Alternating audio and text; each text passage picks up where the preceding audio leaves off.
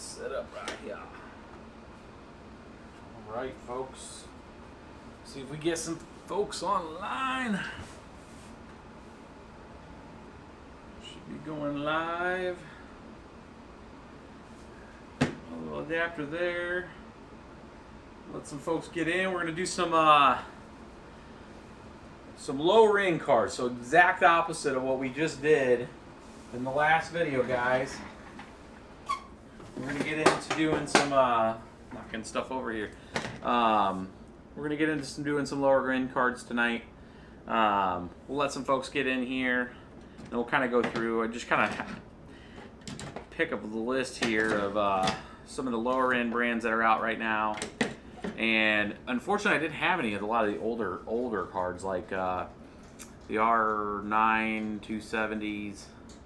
I just don't have any more. All my 2 gigs of those are gone, and I could not find any. It looks like everybody else got rid of them that I know. So I don't have any 270s tonight, but we do have a little range of different cards. I got another.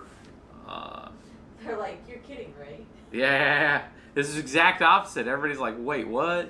Yeah, so a lot of the questions have been coming. Can you mine with some stuff like, GT 710s? I mean, these little micro guys and stuff. And what can you mine? If you can mine with them, if you had some extras, or if you did like case pools or something. I had some unique questions and email about people saying that that they had ordered a whole bunch of different boxes that came with like these, and they had to upgrade them for whatever reason, so they had just a whole bunch of these little guys and stuff. And can you do anything with them? Do they mine? How much power do they use? All that kind of stuff. So we went out and picked up a few. These are really cheap cards. These are like anywhere from 30 to 40 bucks. And believe it or not, they do mine. They don't mine very fast, but they if you have like in the downtime where you don't want to spend a lot of money in power, and if you have some laying around, we're going to kind of go through them tonight, or have access to some that are cheap. They will do some mining. Got a RX 550 4 gig here also, and I got the boxes with it to kind of show people. This is more of that kind of, I don't want to call it slumming, but if it's,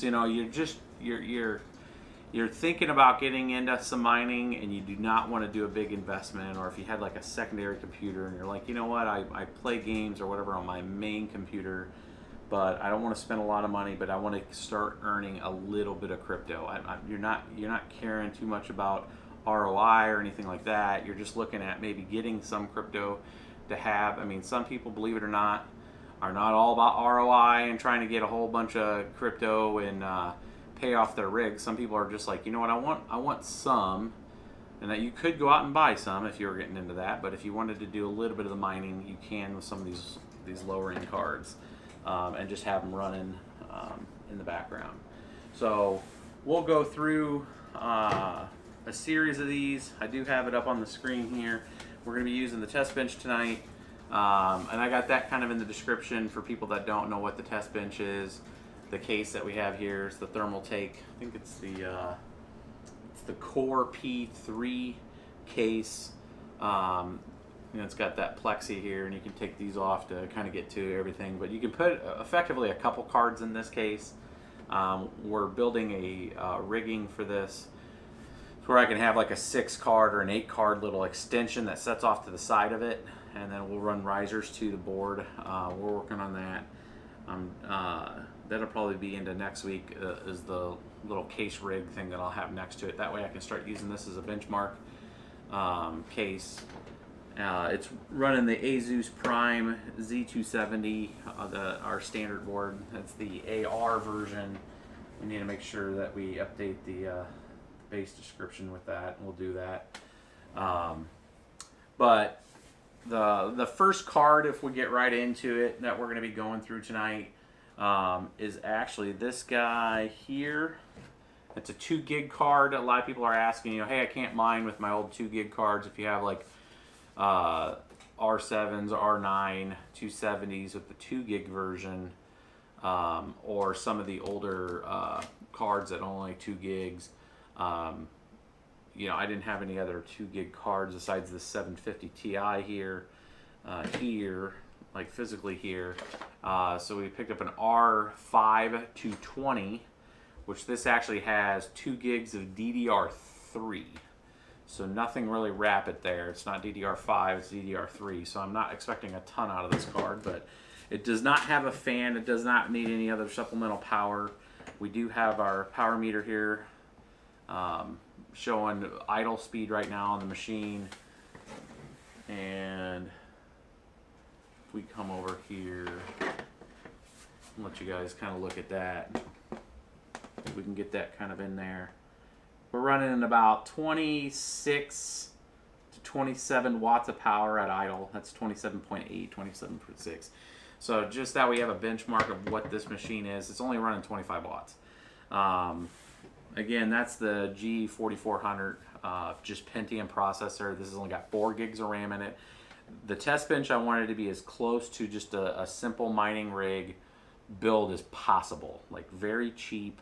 You're talking a $50 processor. The only thing that's expensive on it is the motherboard, but that's made for 7 to 8 GPUs.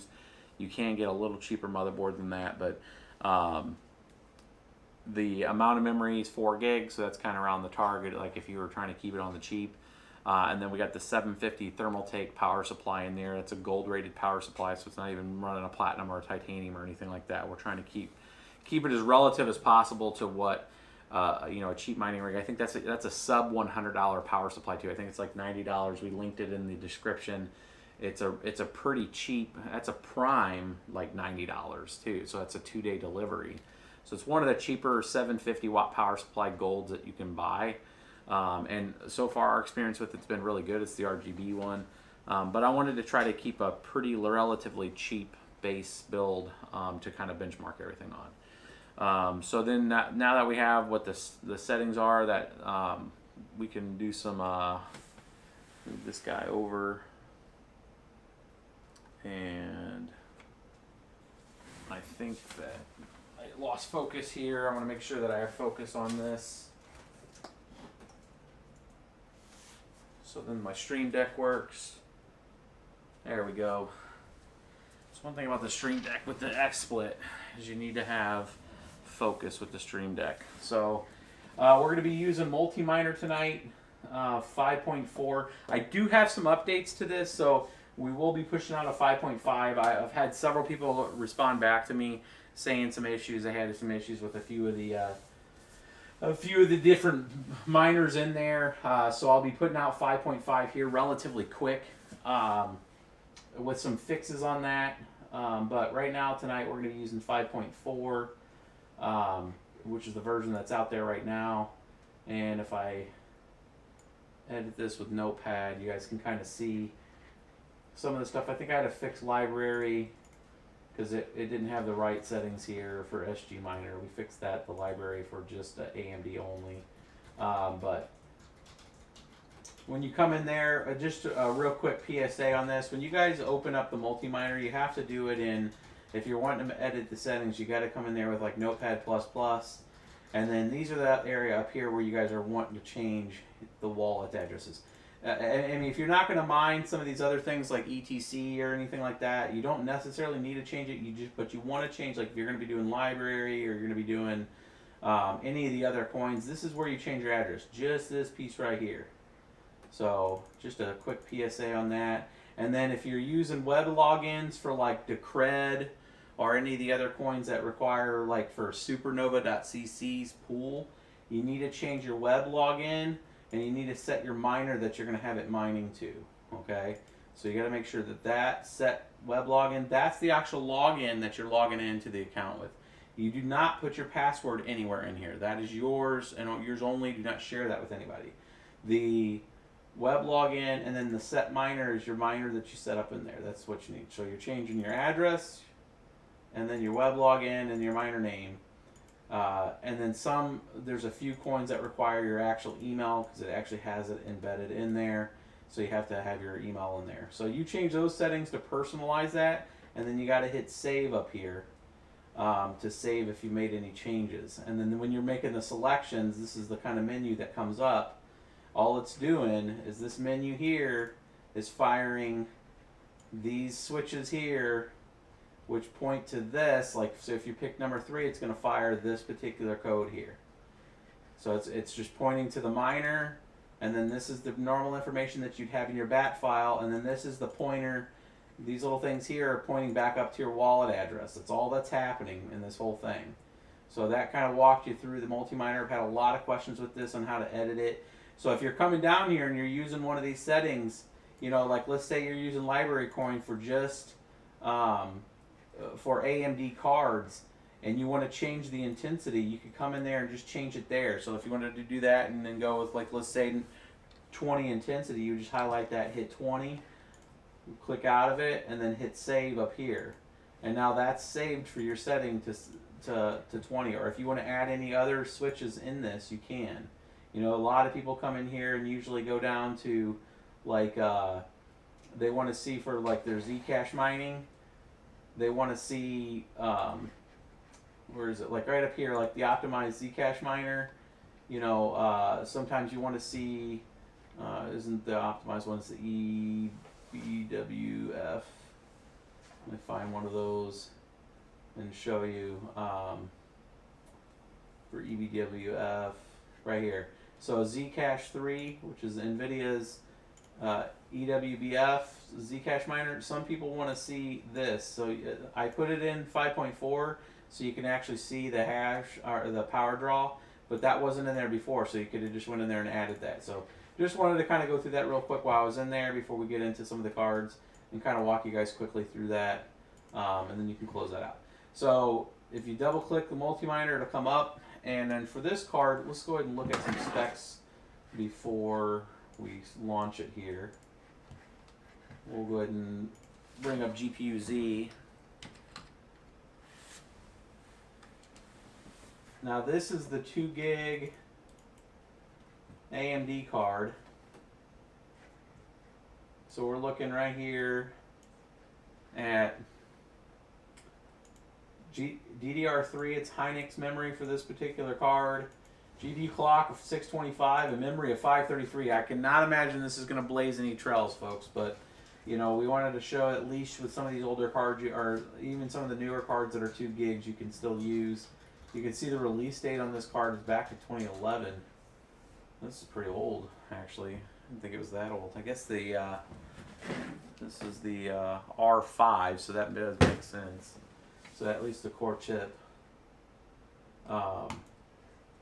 So we come down there. Let's go ahead and open up Afterburner and take a look at that. So yeah, 625 and 533. We'll start with stock, and then we'll see if we can modify any settings. Now these older cards like this, like the R5 and stuff, you're not going to be able to use Polaris Editor to edit these.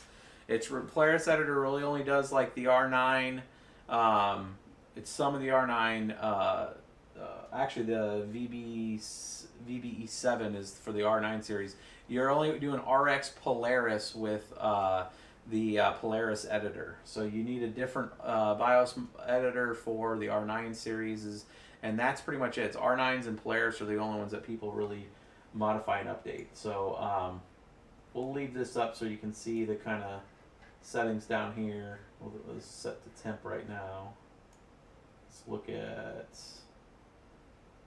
we should be able to see power usage here.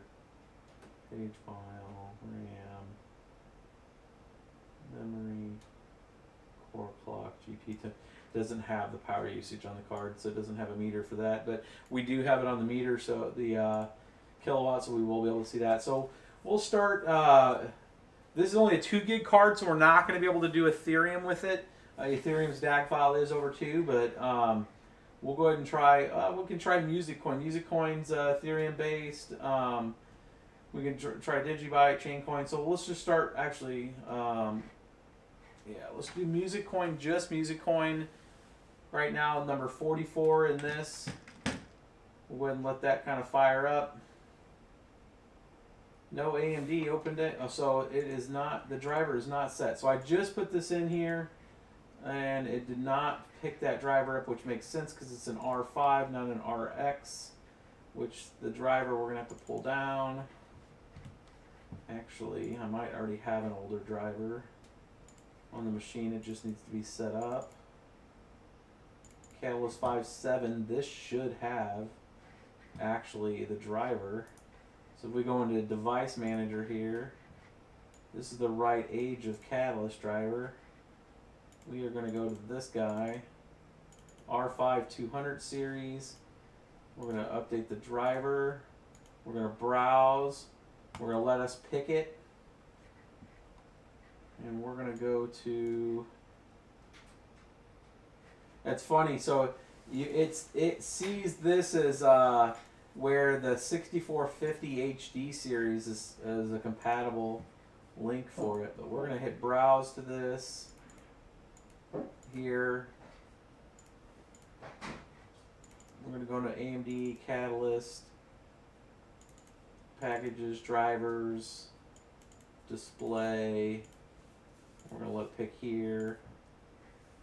And then we're going to pick this driver here. And we're going to install this. So this is installed. So the one that was installed with it is the Windows driver. And we're going to let, we're now loading the actual Catalyst driver, not just the Windows base driver, which then should give us the right kind of settings and stuff. That's why MSI Afterburner was still working, because the Windows base driver got some of the settings there, but a lot of the advanced features of the card and stuff were not set. So now we're good there. Now let's go ahead and try to fire up some mining software.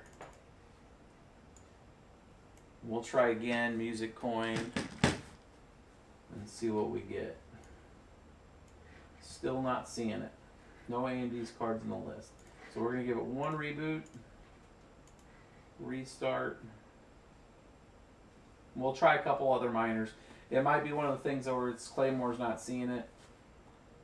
I do know that it will work with, it was working, because I did pre-install the NVIDIA 710 just to make sure I had the right driver for it. That's pretty green. If you need a topic, they are asking 1 million Vega questions. 1 million Vega questions? I got some time. So I did anything about Vega. They want to know. So there's 3 Vegas coming out. They're supposed to come out August 14th. August 10th, Threadripper is supposed to be out in stores to where you can get them. So assuming that they ship everything, the Vega 56, there's a Vega 56, a Vega 64 air cooled, and a Vega 64 water cooled. The Vega 56 is supposed to target the 1070 lines. The Vega 64 is supposed to target the 1080 Ti line. The pricing is supposed to be $399, $499, and then $699 or the $699 is supposed to be the top one, the water cooled one. The TDP is very high on all of them, but there's some early reports, and nobody's shown any screenshots, and I haven't seen any video or anything where people are saying that Vega is actually putting out like something like 70 mega hash. I'll just say I'm reserved. I don't know about highly doubt it, because the memory speed on HBM2 is twice as fast. However, just the math behind it looks like it's going to be like a 41 to 44 mega hash. But it looked like the power was going to be pretty high, power usage. So if that's the case, then if it's in the 70s, it's going to be one of the best cards out there. But no, so Music Coin's not flying with it, with this R5. Let's try some others. Let's try. They also, someone mentioned they heard that they will not be able to buy a single Vega until September. Then in August they're coming out in bundle packs. I haven't seen that. But it's not to say that that's not a thing. Usually 2 weeks before release, there's usually reviews hitting, and I haven't seen any reviews, or even the fact that people have it, short of they've touched it like at events. This R5 220 might not work at all. Pascal SG Miner 22. Air while Ryan mining. Yeah, this the R5 220 might be a bust in general. Chain coin 2-3 C11 air while rolling miner. Yeah, so I'll play around with drivers with this at a different time on the 220, but right now it's it's defunct. It is a bust. So let's switch back to this.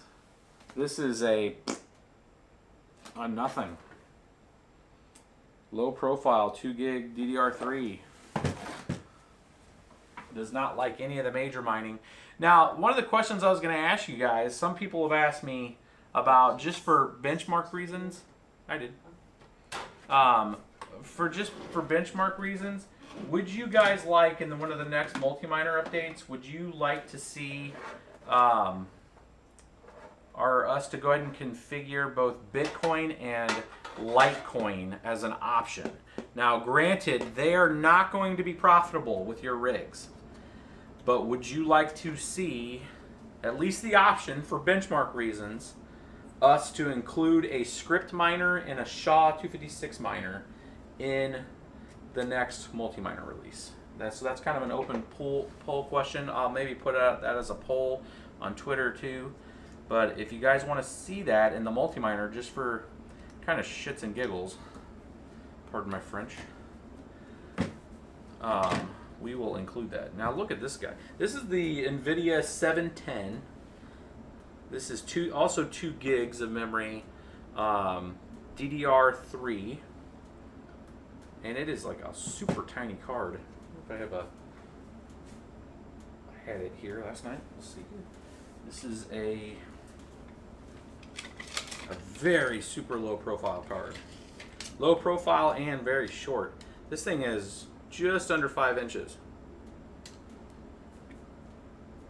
So it's about 4.5 inches. Very, very tiny. Top to bottom is 2 inches.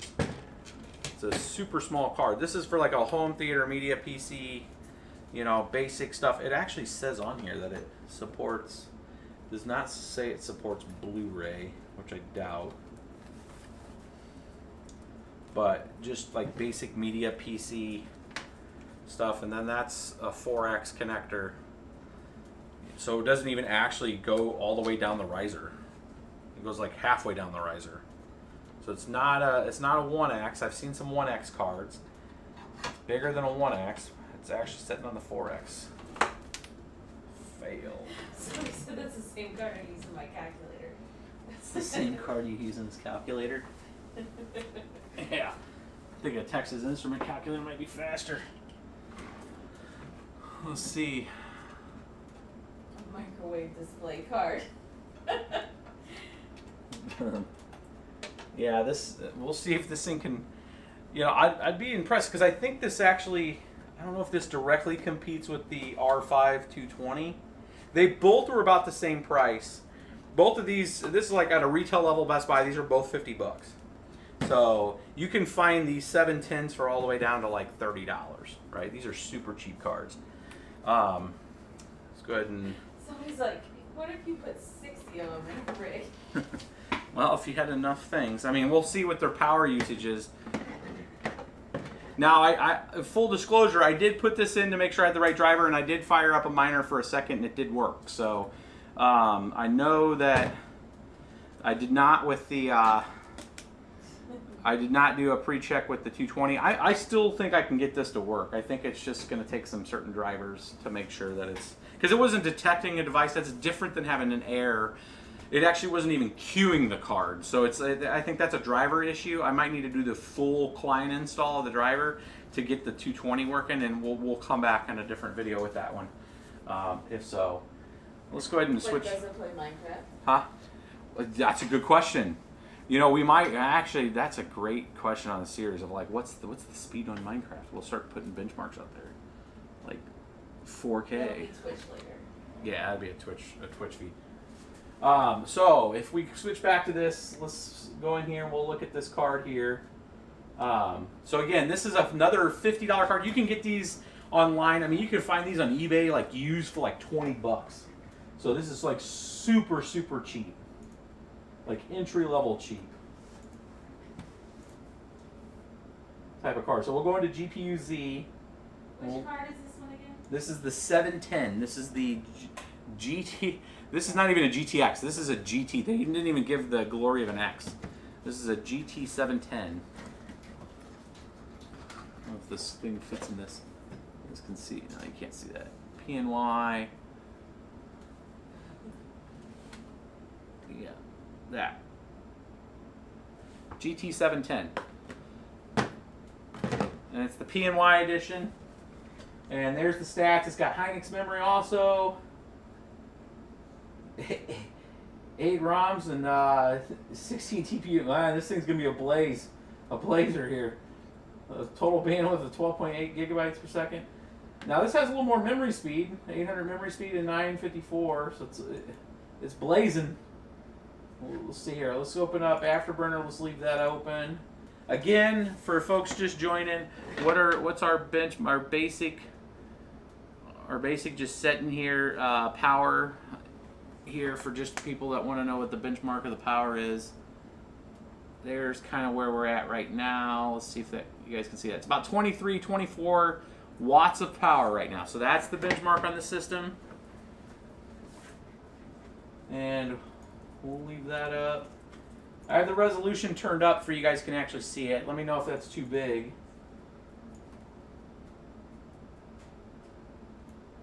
And let's go ahead and just start with Music Coin again, because this is only a 2 gig card. I cannot test Ethereum with this. Ethereum is over a 2 gig DAG file. So we're going to go Music Coin. Music Coin is based, it's like a fork of Ethereum. It's its own thing. We put it in the MultiMiner. So it's options 44 through 48. So you can do dual mining with all of that. These are base stock settings on this card. So we're going to go through and do that. Here it goes. Oh my goodness, look at that. 1 compute unit.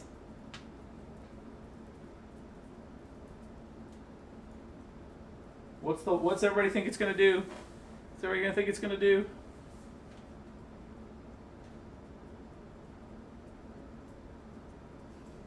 We're going to mega hash of 1400 watts. 300 mega hash, 1400. Oh, did it blink out? Did it do it? Oh, failed. Failed. GPU warning. Blew up. It blew up under a load.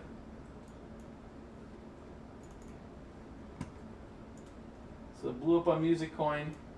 Let's see. It's going to explode. Signitum.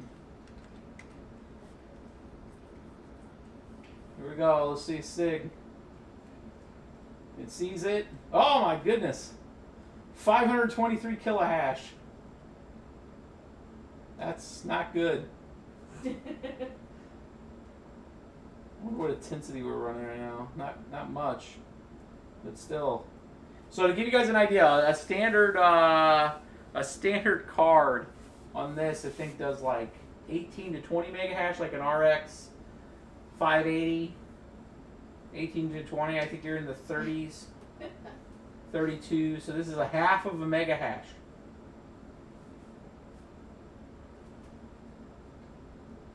Intensity set to 17. That's about as high as you really want to go in that. It said turn down the overclock. There is no overclock on it. 0 and 0. Oh, we're climbing. 610, 610 kilohash. Oh, let's check the power. Wow, it didn't move much at all. Power is 38, 33. We went up 10 watts. 10 watts. We're at a blazing 10 watts for a half a mega hash.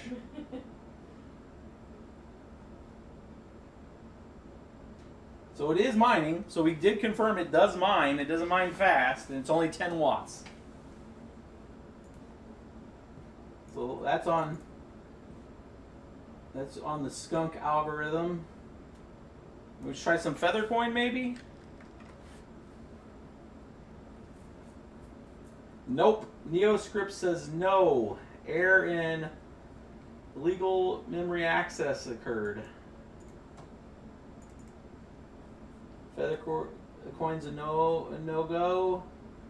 Maybe some Digibyte. 42.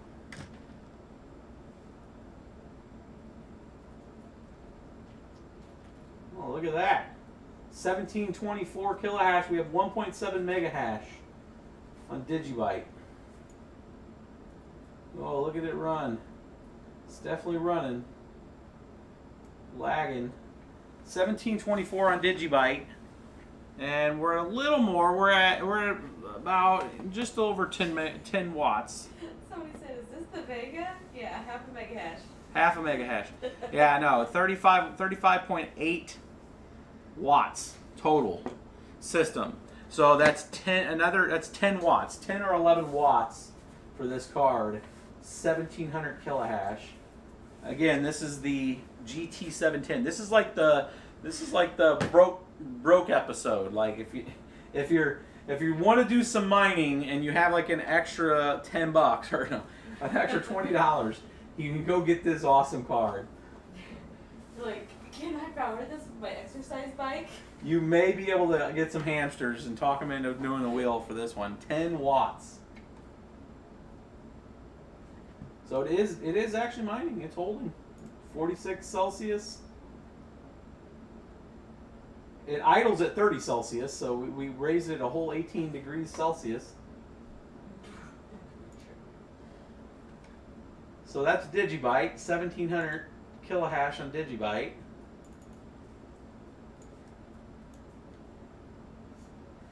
Try chain coin. Let's try chain coin. It's 40. This is algorithm C11. Looks like it picked up the CUDA threads. Intensity set to 19, which is pretty high. That should make it lag a little. Chain coin is not using as much. It's using about 33 watts. Oh, you guys can't see that. Let's see if it gets a reading. Let's see if we can get a number on chain coin.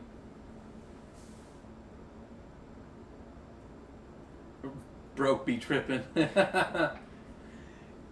I had a lot of people asking me about these lower end cards, and are they worth it? Why they don't want to spend the money on big cards? So I don't even know if we'll get a reading from chain coin on speed. This thing is so rapidly slow. Will it do EBIC? Technically, it's within the DAG file. But we did have it blow up on Music Coin, which uses the same. We will try Ubik on it. I'm not getting a reading on chain. I mean, it's running, but it just hasn't reported its hash rate.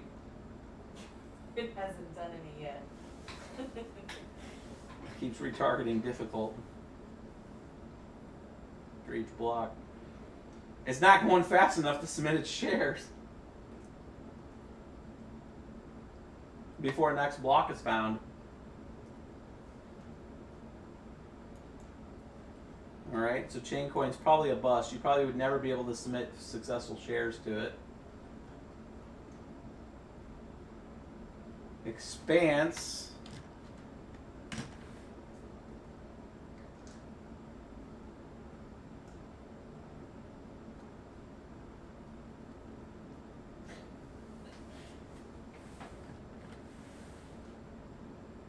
It's probably going to give me a GP thread again. Boom, yep. Cannot get temperature. Cannot write buffer. That might be just an internal issue with Claymore supporting it. We'll try Ubik. 32. But I think we're going to have the same problem.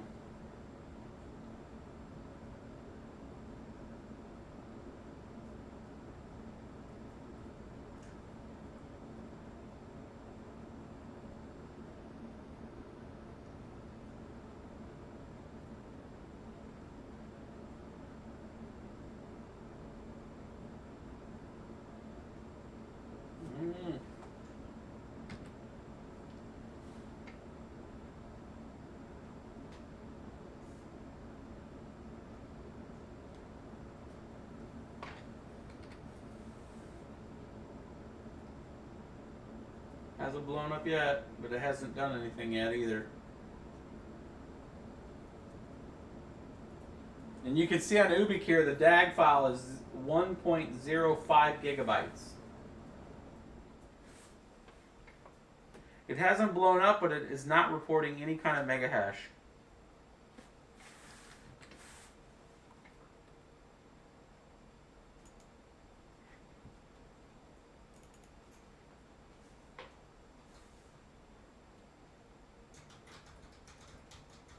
We can try library coin with it, 27. Oh, that was for AMD. That's definitely not going to work. Let's try a library for NVIDIA, which will be number 26. Intensity is to 20.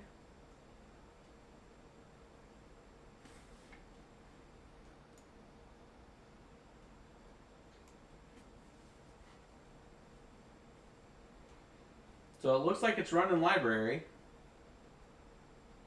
Let's see if we get a hash report.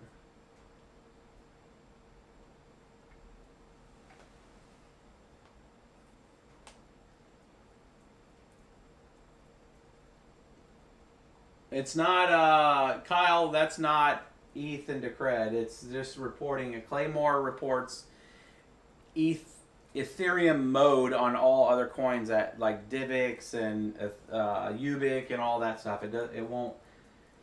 It still reports Ethereum, but you will see that it's mining another coin because it'll say which pool it's connected to and that the mode is set to all coins, which means it can mine other forks of Ethereum. Oh my goodness, 5.4 mega hash. Get it done. GT710, 5400 kilohash. Rocking in. What coin's that? That is library coin. It's rocking a whole 5400 kilohash, and it is still maintaining right at 9 watts of use. Oh. Put that in the fan. I did put it in the fan. CPU fan just got owned. 34.7. So this machine at idle is right at 24, so we're looking right at 10 watts. So the card is consistent at 10 watts when it's mining. So you're talking, that's because the card doesn't have any supplemental power, it just pulls power from the riser. So you're talking a 6-card rig of this would be 60 watts. The whole system. Well, and then with your motherboard and stuff, right? Well, it's another 20. So you're talking a total system power usage of still right underneath 100 watts for an entire system. So that would be, yeah, this thing's cranking in at 2400. So then you guys can do the math in the background here. If you had bought, let's say at that board you got 8 of these. You could easily do the splitter, the 3-on-1, right? Yeah, you could do 3-on-1 3-on-1. risers? Yeah, so I mean, yeah, you get a 13 GPU rig from the motherboard is the most expensive thing. But would it be worth it You for could the do it on a megahash? 300 watt power supply and not even touch 200 watts with 13 of these things, and they would get what's 13 times 5400 library coin and be under 300 watts of power. Now it would be a hilarious build, and you probably wouldn't get ROI, but I mean, you would get ROI at some point. I mean, that's just what it would be at, but it's like these things, if you can get them for 20 bucks, 30 bucks at max, you're talking 13 of them is a couple $100. And then, yeah, it would be like the cheapest mining rig in the world. It'd be like, as long as you got the motherboard reasonably priced, because like the motherboard that's in there is about 150, 170. And you got 50 for the processor, you got another 25, 30, well actually about 40 for the memory. You're looking at like a sub $500 build, cradle to grave with a cheap power supply, and you'd have 50, 60, 65 to 70 mega hash on library at like They say with 200 pool, watts. With pool fees, you would end up being negative every day. With pool fees. Well, I mean, pool fees take what you make, take a percentage of what you make. So you get 1% of all your winnings, 2% of all your winnings. So you'd be at 60, whatever that math is on that. That might be a fun experiment. Because this thing's cranking in at 5,400. Yeah, so it's a 65 mega hash rig for 13 of them.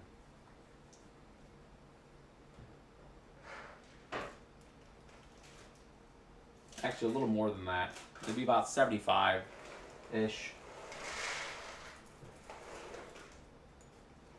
I think it's hilarious that it's actually running. 46 Celsius, using 10 watts of power. There'd be 130 watts for 13 of them. 150. You'd be under 200 watts of power, yeah. For 13 of them. Hell, you'd spend more on the riser. Or you'd spend half the money on a riser. But they're saying a single GPU that you pay $350 for, one card would own all of this. It'd take 2. Or maybe, I don't know. I have to look. We'll put a fast GPU in at the end and see what the I don't remember what a fast GPU gets on library, but 5 mega hash is all that thing's getting. Yeah, one GPU might actually get 65 mega hash. But you'd still only spend $120 for the, or well, 13 of them at, let's say you spent $30 a piece at them, times 10 would be 300. 360. Yeah, $360 for 13 of them. And you can definitely buy a GPU that's for $360 that would beat all of them. But you'd use more power. Or potentially we use more power. All right, back to this. That's a fun little mind experiment. Yeah, but you could say you have a 13 card GPU rig. What? All right, let's try some Pascal coin, and we're going to switch to cards. And Pascal says no. Go fish. So Pascal's like negative. Let's try Saya. Initializing. Ooh, Saya did not like that. Out of resources. Intensity of 28. Let me look and see about configuring that. I might have to bring that intensity down. Which number is that? Saya coin number 21. I'm gonna have to go in here and do a little bit of customization. Where is my, there it is. MultiMiner. Edit. I'm gonna go down to 21.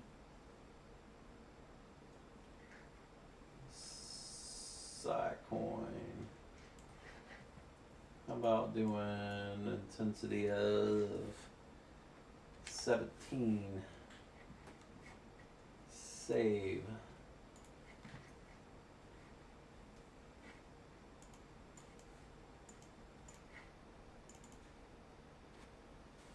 $21. You said try hush. It's wanting to, but it's getting fetching new work. It's not, maybe a little lower and it'll work. Let's try a little more. It actually started firing. Side coin. Yeah, I'll try hush after this. Let's try 13. Save. 21.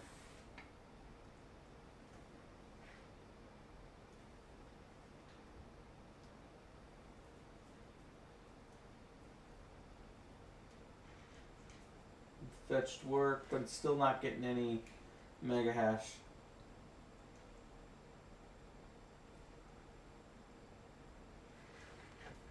Yeah, it's not fast enough to actually report mega hash. I'll try one more and then we'll try 9.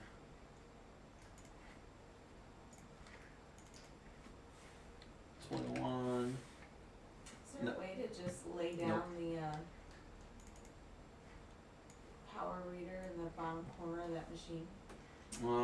Probably, and then move it over. Just lay it down in that bottom right there. Right here? Yeah. I don't know if I'll be able to get a good reading. People asking power. No, that's just, if you can just sit there. No, it still showed.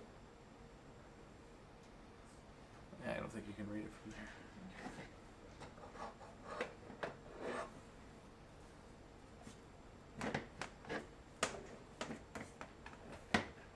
No, it's not going to sit. Got me electrocuting myself, probably. Awesome. Would they want to see Hush? Mm-hmm. I want to see a new card. Hush just closed. It said no. New card, yeah, I think we're about there. I got Zcash, but will not work. Monero 17.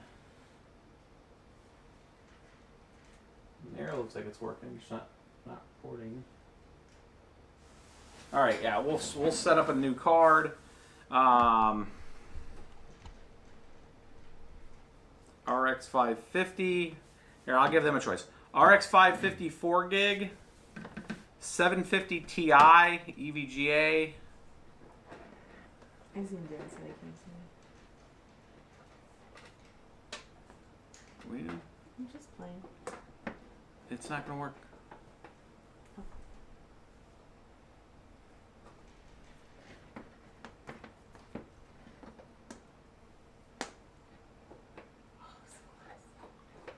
Sorry, Miss BBT is just not gonna work. Well, you were fine. You could have kept talking. You weren't supposed to pay attention to me. Well, no, I was making sure you weren't electrocuting yourself. I'm smarter than that. So 550 RX 550 4 gig, 750 Ti. The Dark Horse, which is the R7 370 4 gig.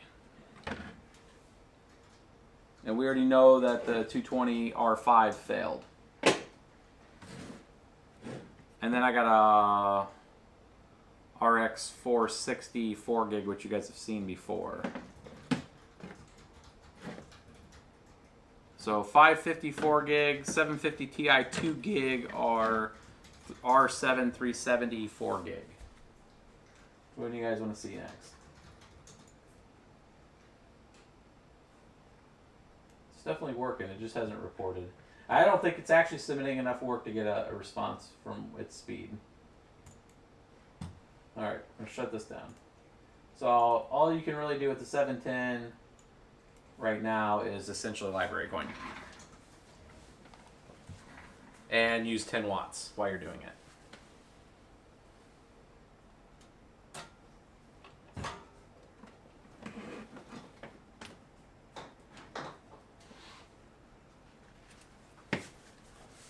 Switch that scene back. So that's that little guy. I might actually keep that little guy just because that's hilarious. Oh, did they report which one they wanted to see? 750 Ti. 2 gig card. 750 Ti it is. I think you can still get these pretty cheap. Someone at least has a real fan. Yep.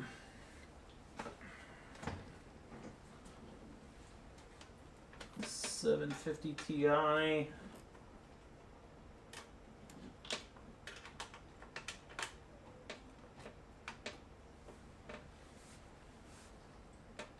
Again, no power connector on the 750 Ti. And this is a 2 gig card. Sounds like we have a frog in here. I think he's sitting on the air conditioner. Sorry for the frog noise, guys. We evidently have a frog nearby. It's part of the fun living in the Midwest. Make sure it didn't come in.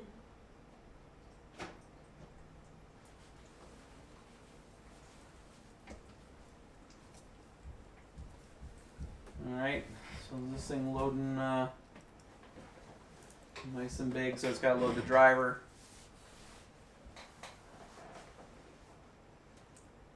flame in 3, 2, 1. All right.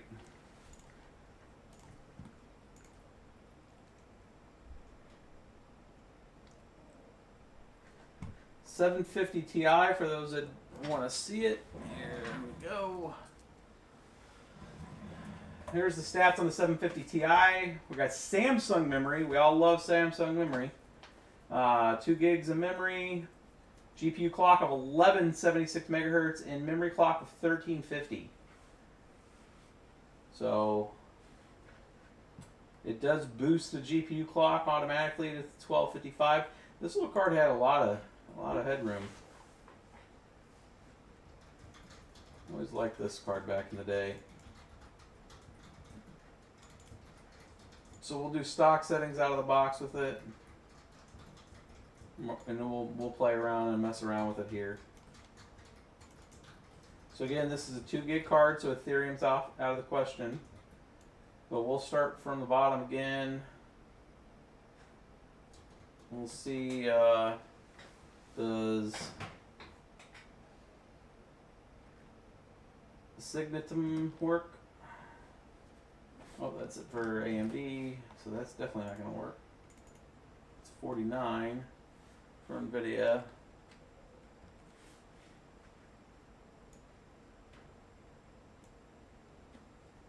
See if it gets a report from that. Assume it's worked fast enough.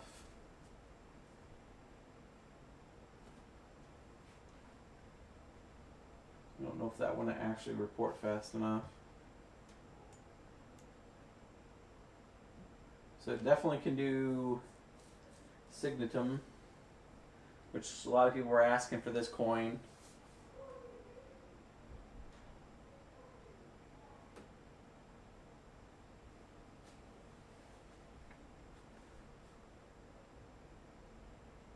Looks like 188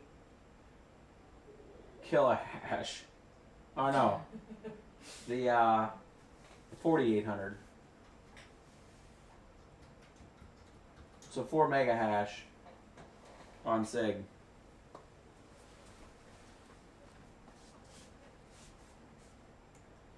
Right there. Oh, we didn't look at the power. Let's look at the power. So we're at 5960. So we're at about 30 watts. So we were at 25. We're at 40 watts. You guys can see that. Can you guys see that? Yeah, there you go. 59 watts. So this machine at idle is about 23 to 25.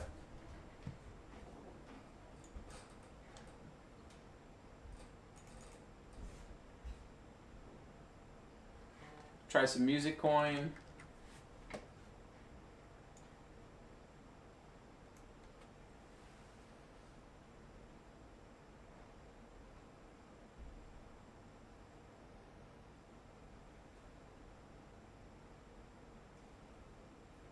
We'll try some Ubik 2 here in a second. Oh, a blazing 1.8 mega hash.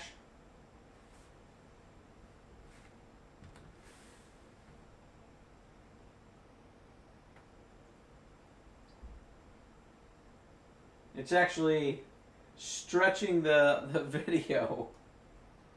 It's putting such a strain on it.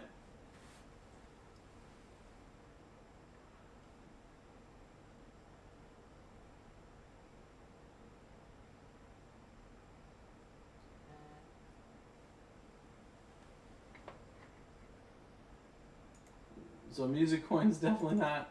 Wasn't using a lot of. You know what? Did we take a check on? Let's check a power on that. We'll go back to music coin. I'm gonna get it mining. I'm gonna look at the power on that usage because it looked on this bar here that it was actually using less power while it was mining it.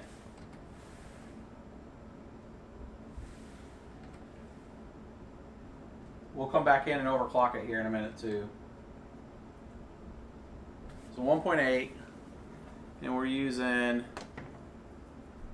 50 watts. So we're using right at 30 watts, guys. That was 10 watts less than it was doing on Signatum. So yeah. Holding right there at 50 watts, 0.4. So it's right at 25 watts, almost 30 watts. Yeah, because if it was at 25 and it's at 50, it's 25 watts. So the 750 is only using 25 watts using Music Coin. Very low. Now it's not a ton of mega hash to look at. Let's check Feather Coin with it.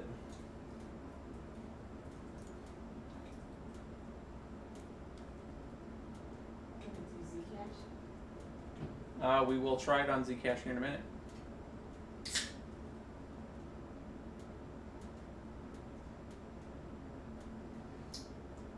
So since those don't use any power except for the risers, you'd still be able to run 13 of those just off the risers, right? Correct. You could run 13 of them off just risers. You would not need, and I mean at 25 watts, you wouldn't even need a very big. You could run 13, 10, if you could find 750 Ti's, you could definitely run 13 of them on that. Well, let me take that back. Let me set expectations. We don't know if you could run 13 yet because you'd have to run them in play. You'd have to run them on Linux, and you'd have to make sure the Linux drivers are set up, and that they will work with the new ASRock board. You definitely could run 6 to 7 of them right now out of the box, but 13, I would say somebody would have to test it. If I had 13 of them, I'd try it. I have 5 or 6 of them around here. We're actually going to do a build of these 750 Ti's. While that's running, we're going to let that cook for a second. I actually I had this little box here, and I thought it would be like a joke to kind of screw these in. I don't know. I got this thing at Lowe's for like $1 or something. So I zipped a few of them there, and I was actually gonna make fun of it and put a little crate thing together. But I'm probably actually gonna pull these out of here. I'm not gonna use this. It looks like a fire hazard. But these are a few of the 750 Ti's. I think I got a couple more of these around. I think I actually have a 6-card rig of these. So we will put that 6-card rig together. This was really kind of a test to see what they could do in a modern standpoint with mining, because these used to actually do script mining back in the day, doing like Litecoin and Feathercoin and all that. But that's what these cards are from. So it looks like we're at about...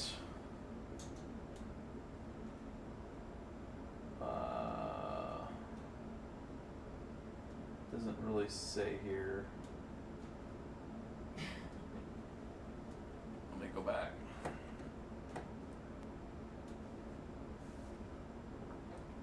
There we go.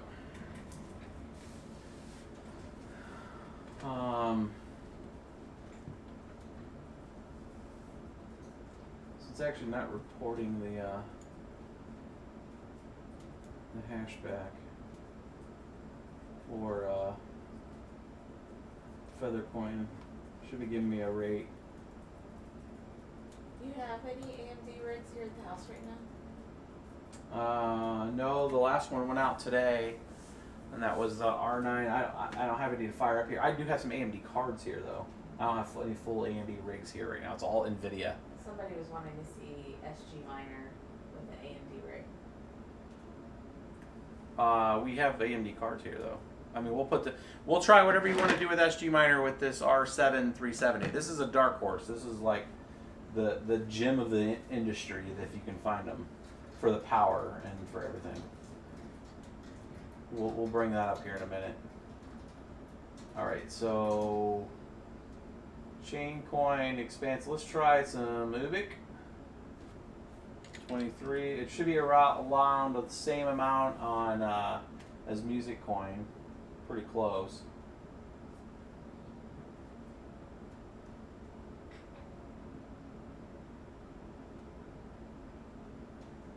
Should be using about the same power too.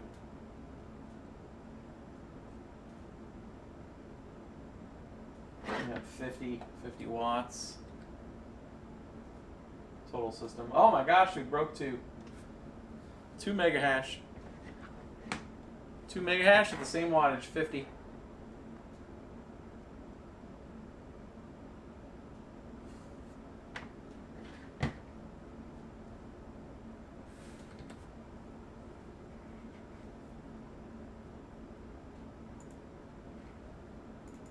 So Ubik does 2 on it at What's 20 XMR? foot. Is that another point? Yep. We'll do library. We'll get to XMR in a second here. Let's do library 26.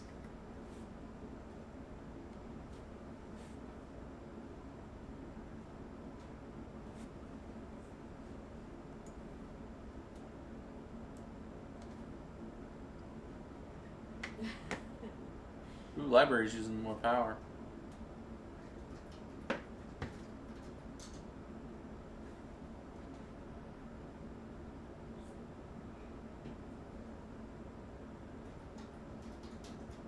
See if it actually reports. There you go, 1.54 mega hash.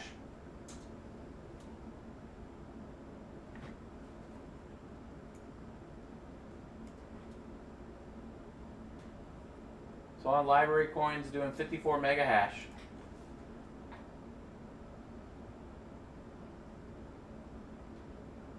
And it's using about 50 watts of power. A little under 50. 74.1. This machine was doing 25 watts while it was just sitting there. So this is really maxing out the actual power from the slot.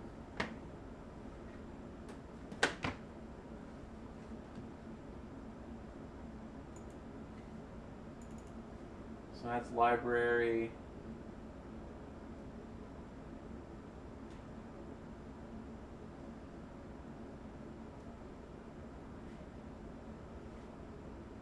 They wanted to see XMR 17. Yeah.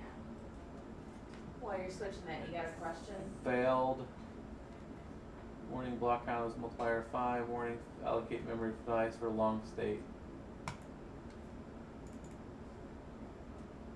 Yeah, go ahead with the question. Okay. Can you run 12 RX 580s on one 1000 watt EVGA GQ plus two 850 watt EVGA GQ? Yes. 12. What? 12 cards. 12 cards. 12 1080s. 12 580s, RX 580s. Absolutely. You don't even need that much. You could do it off of, if they were all modded, you could do them both off of just two 850s. Okay. Unless they're He was saying you could do six no, of the cards run you won't have an watts. yeah, you won't have, if they're a 6 and an 8 pin, you need enough power connectors at the top. If they're a single 8 pin, you can get, with adapters, you can get all the 850s as long as you have dual connections. The dual connectors at the top, the 6 and the 8 pin, you could use a 6 to 8 pin connector, and then the 850s will supply up to 6 cards each. So that's the 12 off the two 850s. As long as they're modded and underclocked, you can get them right there to that 800, 850, and you can get it off on 2 of them. You shouldn't need 3 power supplies on that setup. You can go with just a pair of 1000s and probably get it done and save some money. Because he was saying that right now he's running 6 of the cards, 6 of the 580s, and it's using either 900 watts regular mining or 1150 if he's dual mining. Yeah, well, if he's gonna dual mine with it, yeah, you're gonna need some more juice than that. Dual mining uses a lot more. Yeah, 1150 sounds about right.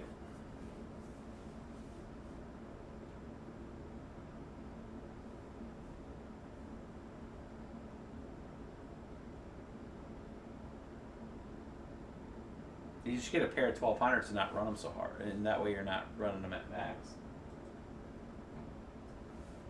So there's the power on Zcash miner, and I have not overclocked. So Zcash is probably what you'd be using the 750s for. XMR blew up. I think I have to do some configuring to get XMR to work on it. But this thing's popping out 80 souls. It says it's using 29 watts of power. Let's confirm that. It looks like it's using a little more than 28 29 because it's using part of the slot power too.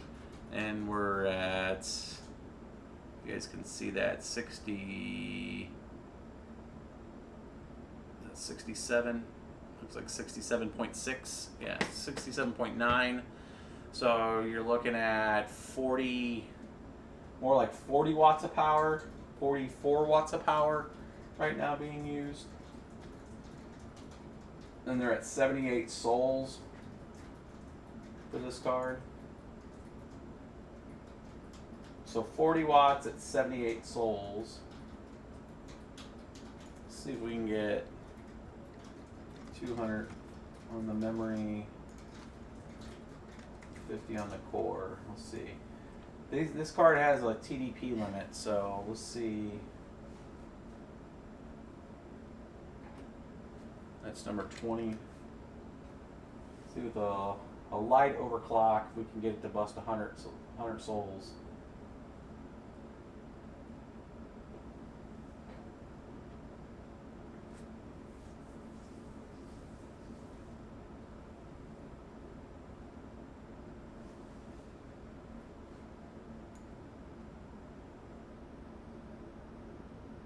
Again, this is a 2 gig 750 Ti running Zcash, and we went up a whole 1 sol for a light overclock. And now we're holding 70, so we went up a couple watts. 69.5, 70. Did break 70 watts on that.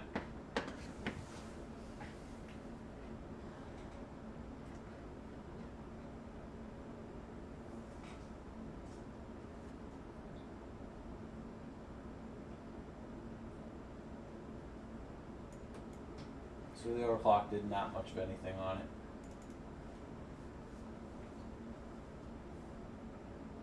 Gonna do E30 Classic. I'm gonna have to change the intensity for Saya because we had that turned way down for the other card. Where is? Let me get this up here. I can get to it. I'm going to change the intensity on Psycoin. That's one thing I like about this is it sticks in the same area where I closed it last. 21, save. Close.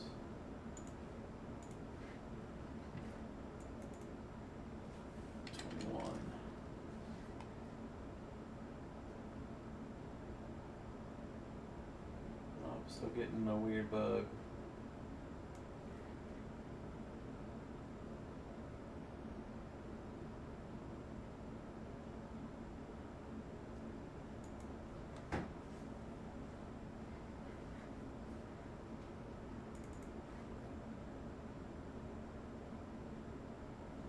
Try some library, 26.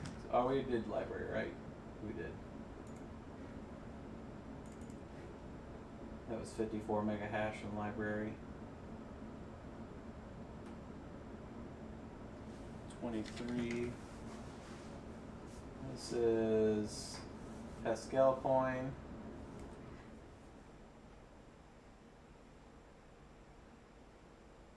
See if we actually get a readout on it.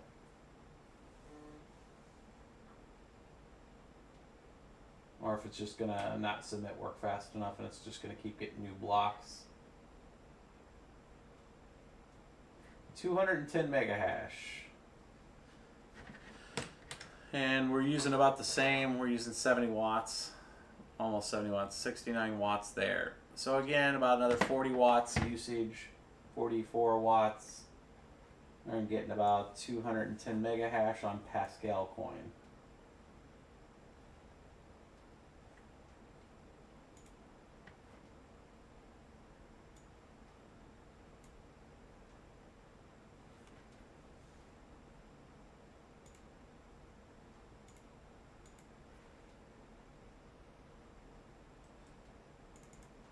I think that was about it on this one. We tried Digibyte 2042.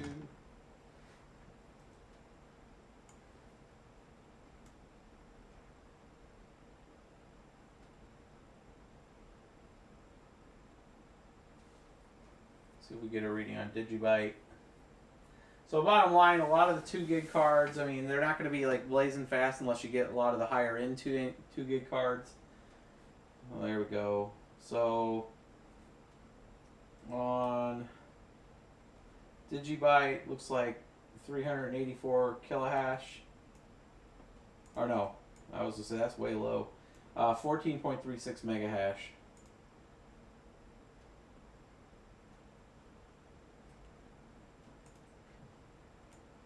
So 750 Ti is 14.36 megahash on Digibyte.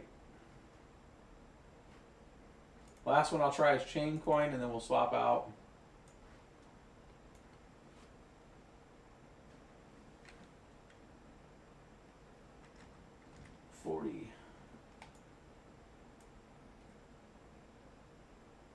There we go. Getting a reading right away on Chaincoin. About 2.5 megahash. It's 2,500 kilohash.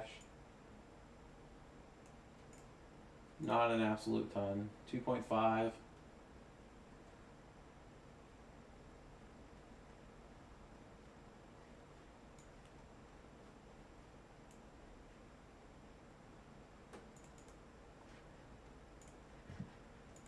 So I think the real winner there is maybe library or just having it for very low wattage using 40 watts to do Zcash.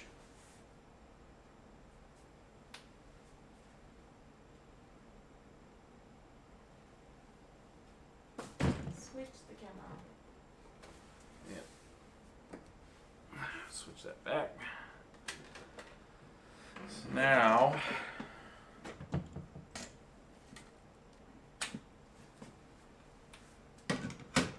try this 550 4 gig.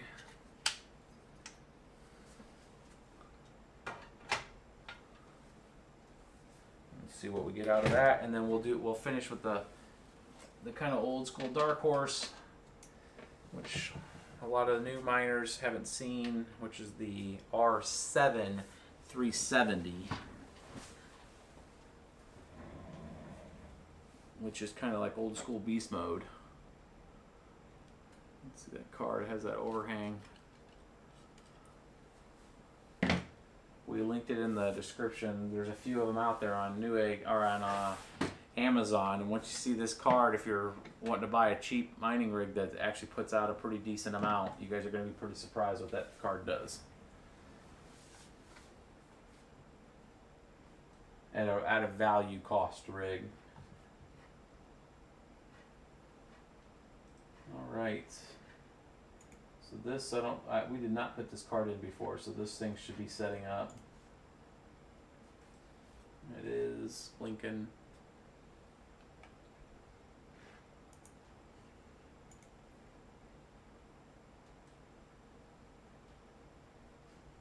Yep, it's still setting up. We're gonna let that set up. I'll take some questions if you guys got some questions.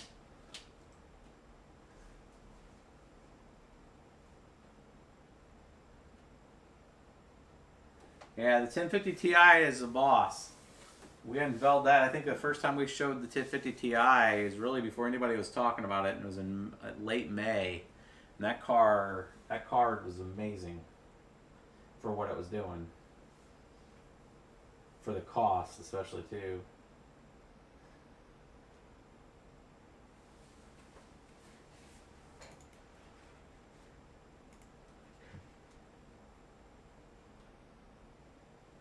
Still setting up. Coinbase and their change of heart on Bitcash. Yep, so Coinbase did put out a note, if you guys haven't seen it, that they are going to credit everybody their Bitcoin Cash. But it probably will not come around until they at least set the date to around July or January of 2018. So could it happen faster? I mean, they did change they reversed their decision about giving folks their stuff. Now, to put that in perspective, their cold wallet went down to almost 500,000 Bitcoin.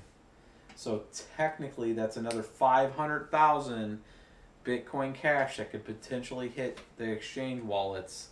And and be traded and consumed and bought and sold and all that. So the Benefex and all that, or Bitrex and all them have enabled where you can start transferring it, but it's taking a long time for the blocks to verify everything because they're not chewing through blocks on Bitcoin Cash yet at a rapid speed. So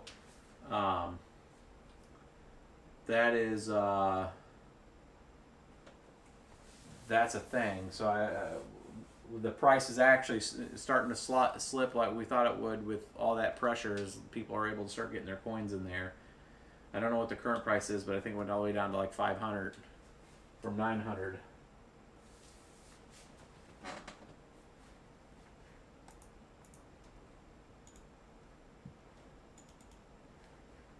Alright, we're going to give this a quick reboot. See if it figures its life out, and then we'll switch it over.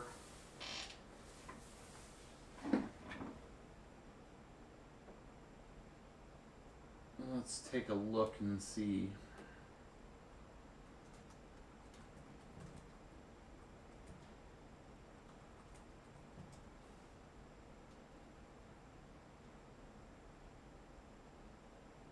It's down to 370 and fallen. It's down 23%. And again, guys, this is what we call those, like, once the exchanges started letting the inflow in, there was going to be some margin pulled out from folks. We'll see where it ends up landing, though, if there's a lot of support for it. Let's do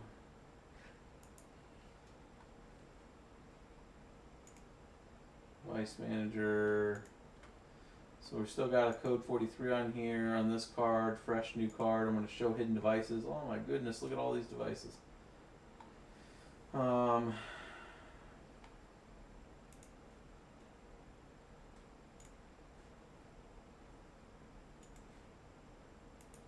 So I'm uninstalling all these other devices for it doesn't trip up on it. Again, I just went up here to view and then show hidden devices, guys, and this is all the devices that are set up on this machine. So if you replug them back in, it doesn't have to go through and install the drivers. It creates a unique hardware ID per card. That's why you see multiple instances of these cards. I'm going to make sure I have a pretty clean palette. And then I'm going to install the right driver for this card.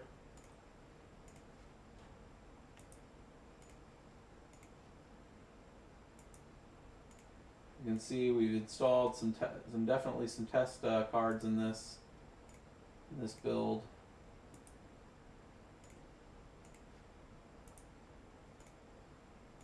You guys probably can't see what I'm doing actually.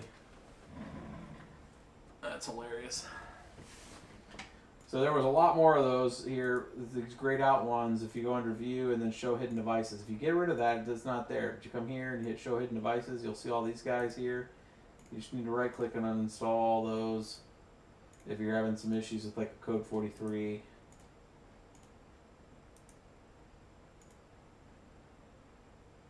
We'll leave that one there. Alright, so those two there. This one, update driver, browse my computer. We're going to go into this one.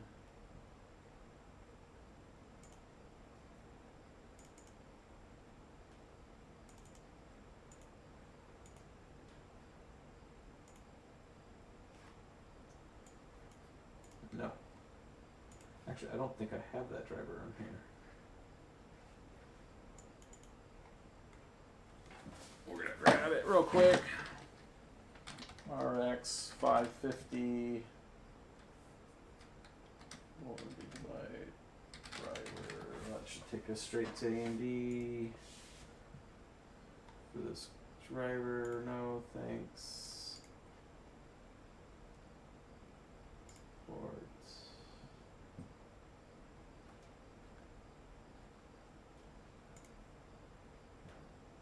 They can't tell what you're searching there because of the other window.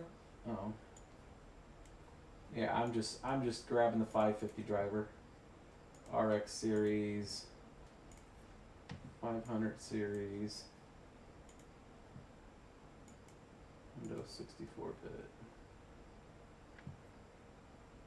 We're just gonna download I'm gonna take the minimal, so I don't want all the other crap.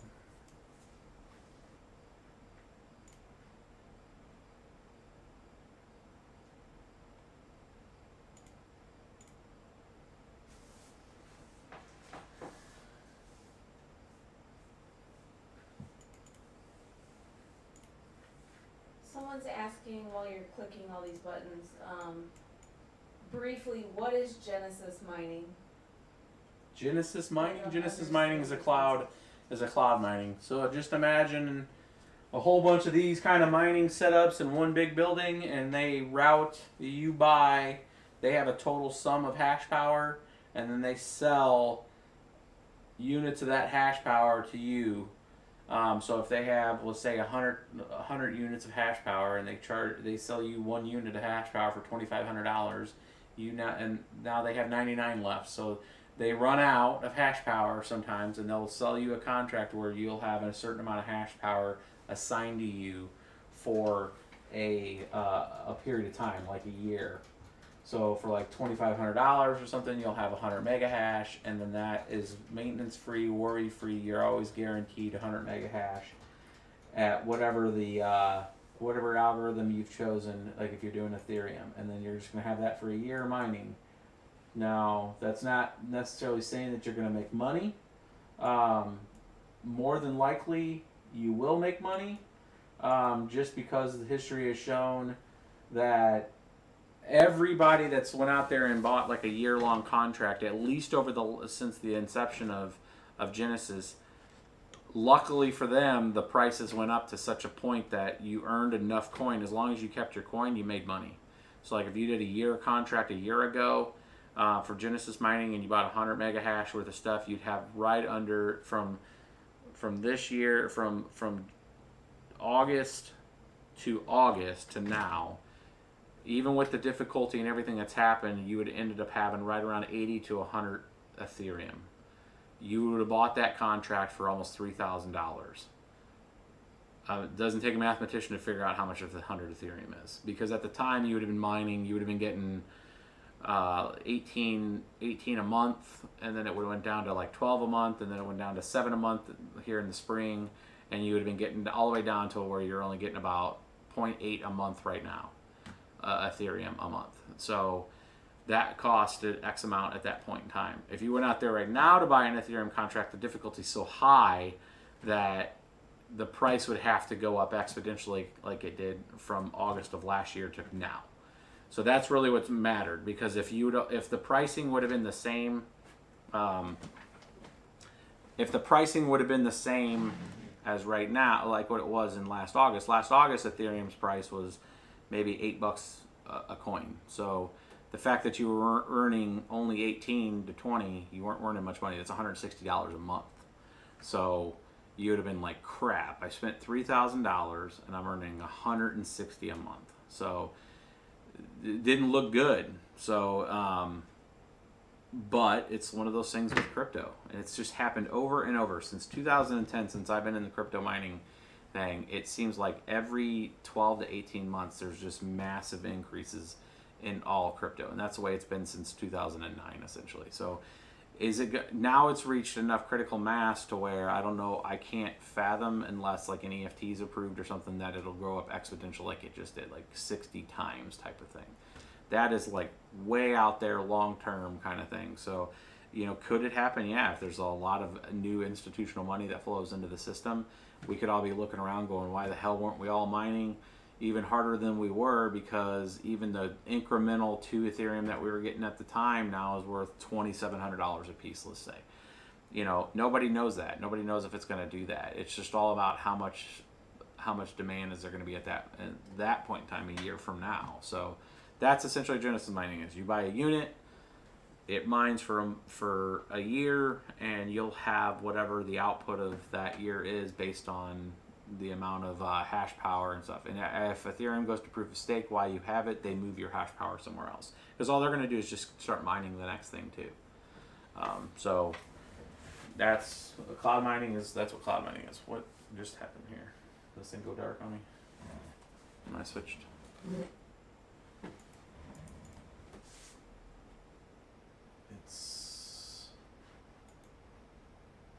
was setting up the driver, I think. I see the hard drive blinking, so it is absolutely doing something. I don't want to shut it down just yet. Let me go back. Let's let this thing figure itself out. Now it says no signal. So it did drop. Okay, it rebooted. Hopefully it did that. It was a good thing. Well, it was installing a driver, so either it crashed on the driver install, or and it just dropped the display on us and didn't let us see that it crashed, or it was having genuinely an issue. What are you mining right now? Mostly Ubik right now, with mix between library and Siacoin.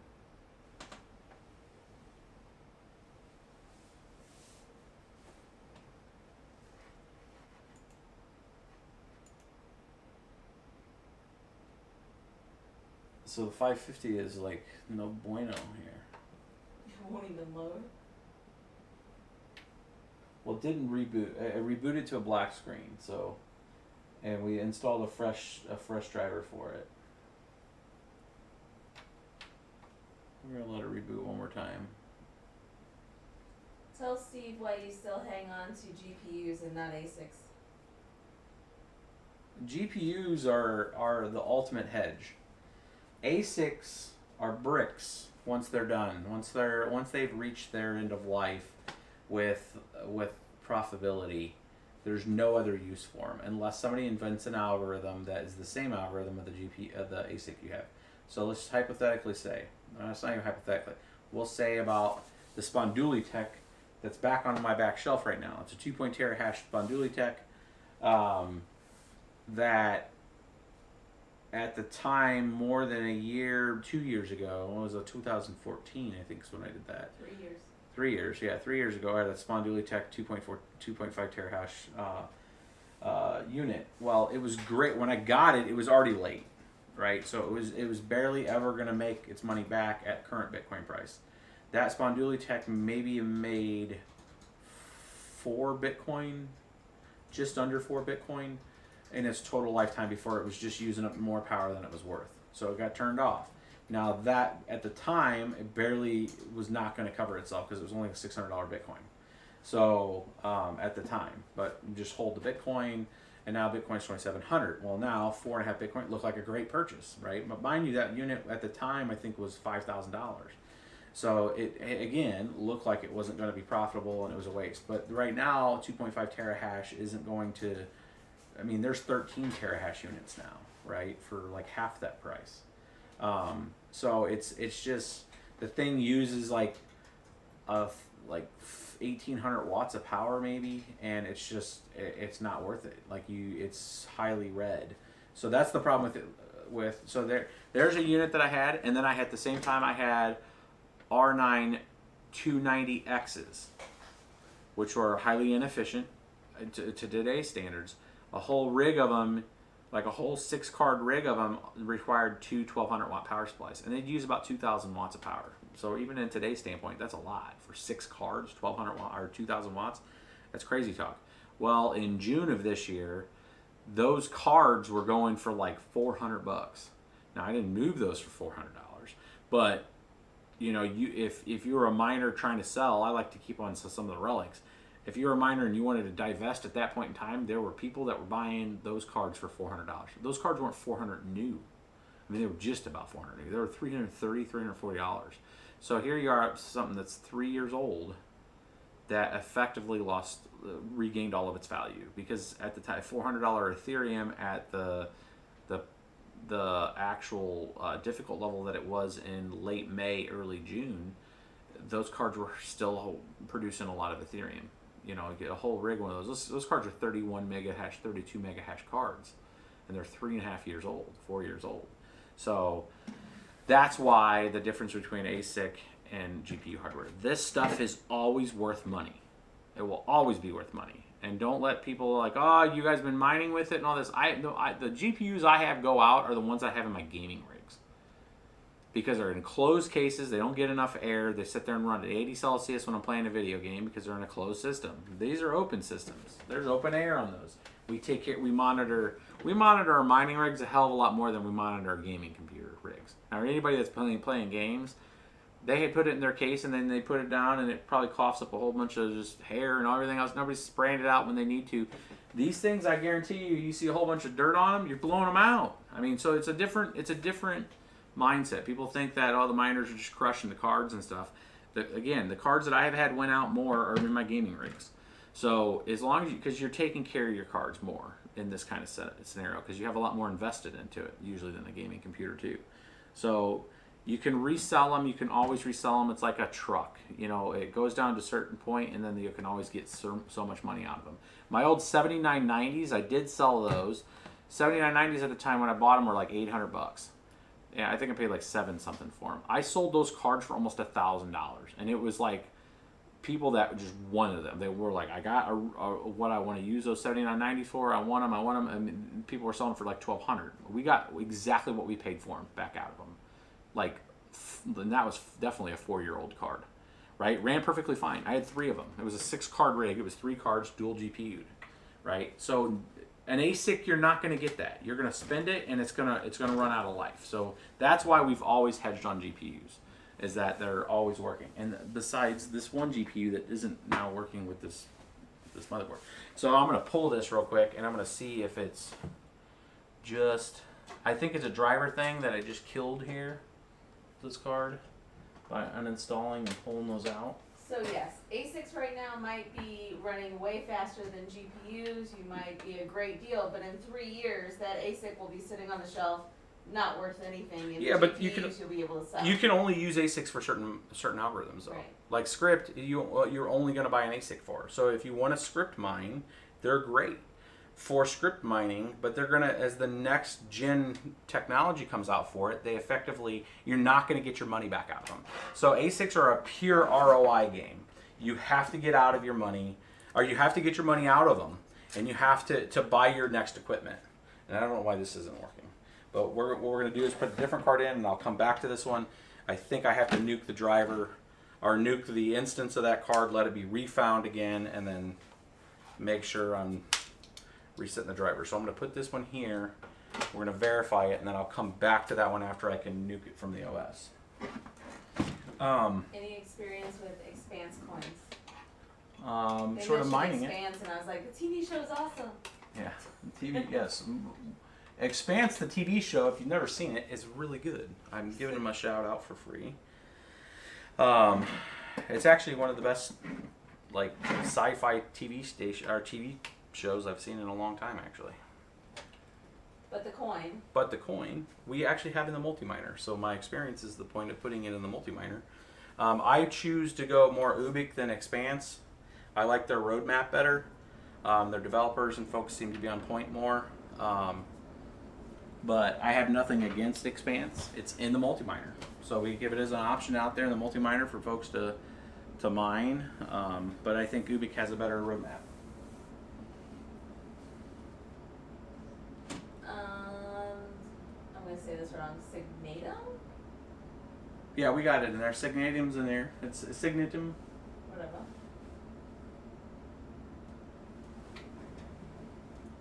So this is funky green. I think it's just the cable. Cooling and all that. At home mining, cooling, you were big fans of box fans. In more of a professional mining situation, warehouse type thing, do you have any input on that for cooling? Well, it's just you got to make sure that you have a lot of good airflow. Hopefully be in an area where you can actually push a lot of the hot air out, so you had to vent it correctly. Our experience, attics are not good. Attics are not good. Yeah, exactly. Have set up a few rigs in attics, and attics heat rises. So basements are great. Just make sure you have enough airflow. I mean, I love the box fans. They're cheap. They're easy to replace. Just don't burn your GPU fans out.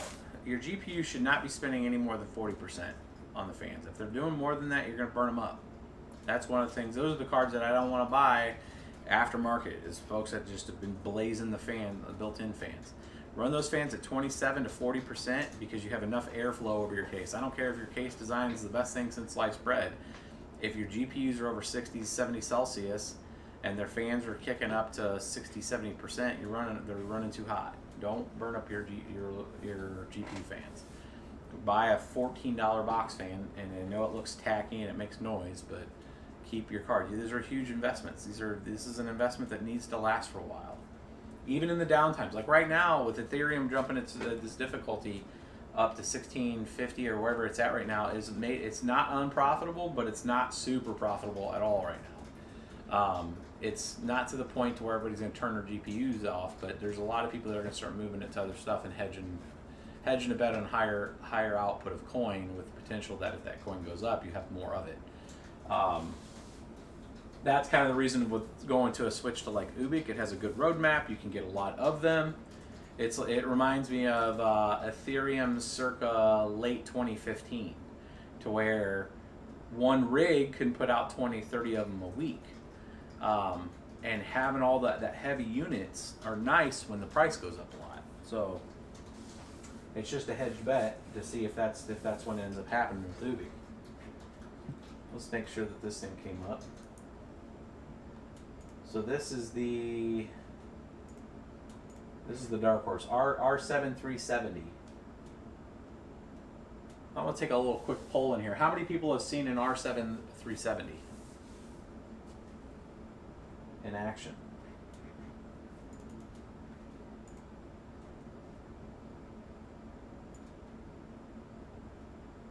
Now you cannot mod we do not mod the BIOS on these. I don't think anybody's created a BIOS mod. For the VBE7 BIOS editor is for the R9 series, and then the Polaris editors for the R9 and the RX series Polaris cards. The R7, however, is not. There's no BIOS that I've seen out there.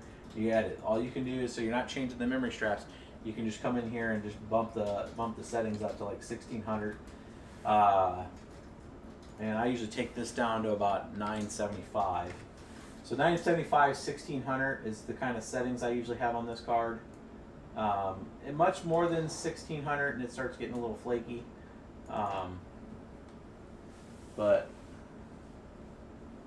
yeah, somebody says they have an R7370 rig. That's good.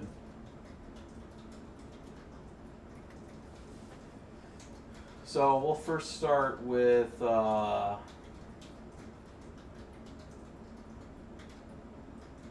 start with Ubik. What do you think of this thing I get, guys? And if you have an R7370, don't answer.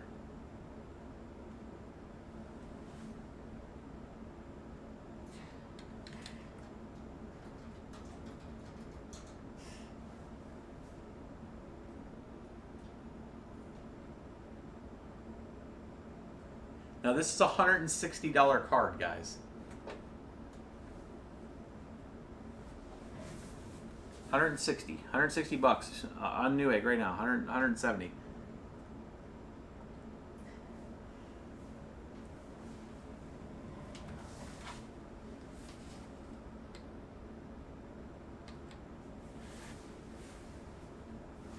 $20 mega hash, 20.3. That's a $164 card, $160 to $170 card.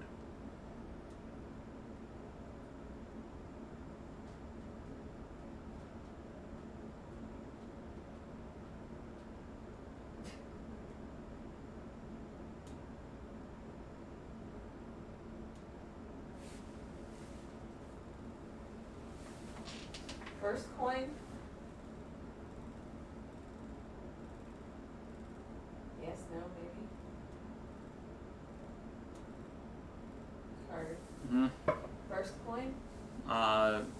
We were gonna set it up, and then it did some crazy forks that I know it recovered from its fork, but yeah, So yeah, 20.33, and that's you can go out. We have a link down there in the description right now.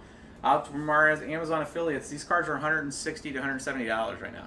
These are the dark horses. I mean, you can mod some of them down to get some power down, but right now, I mean, this one's running a little high on the power. I need to do some changing. So we're looking at a bit of power usage on this one.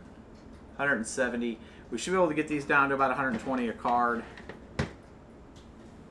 So these are R7s. So I mean they're like the older R9. So it's not RX Polaris technology. So you're not going to have a huge power savings. But from the power, if you have a good power situation, to where your power is cheap, and you can get these cards for 160 bucks. They still don't beat the 160. Well, I mean, you got $230 cards or the GTX 1060s, and they use a lot less power, and they get about the same, if not a little better, on the Mega Hash. But you're spending $230 for them. So this is again a $160 card. So if you have a power situation, that's pretty good. Not bad at 20.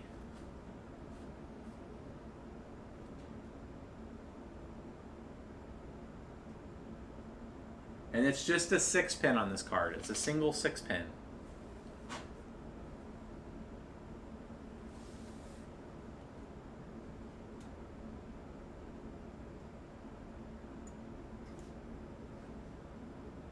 It's lightly overclocked right now.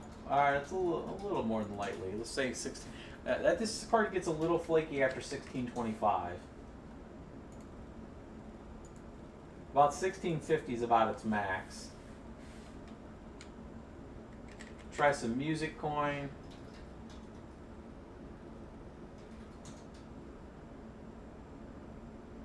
Now I do find it funny that this card says this is a 4 gig card on the back, and it reports it as 3 gig. Gave us a little blink on the page here. Let's see if it actually. So 18 on music coin. 18.3. Music coin's at a higher epoch level. 28. 1.22 gig on the DAG file.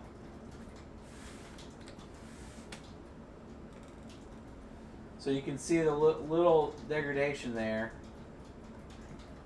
between music and Ubik.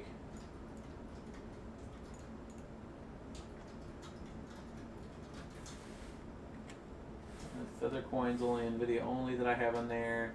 Digibyte. This is using SGMiner. Nice hash version for Digibyte.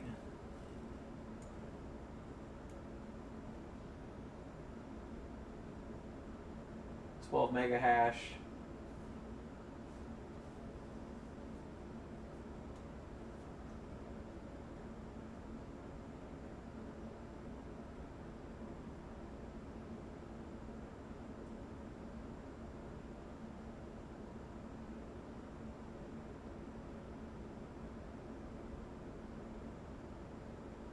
$10, 11.6, so about 11 on Digibyte.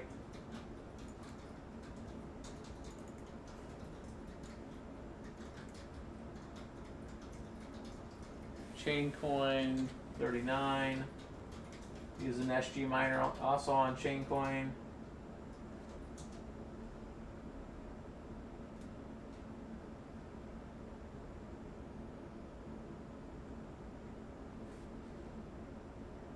See if it actually throws it on there.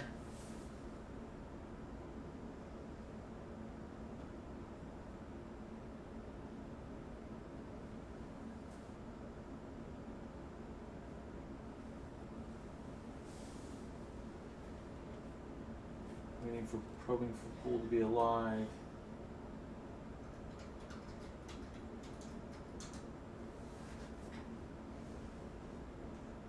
Not getting anything from that pool.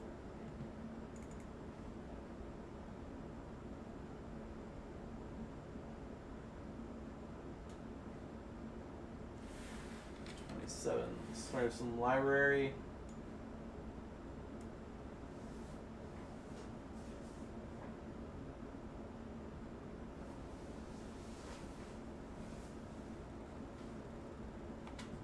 29 mega hash on library, it looks like.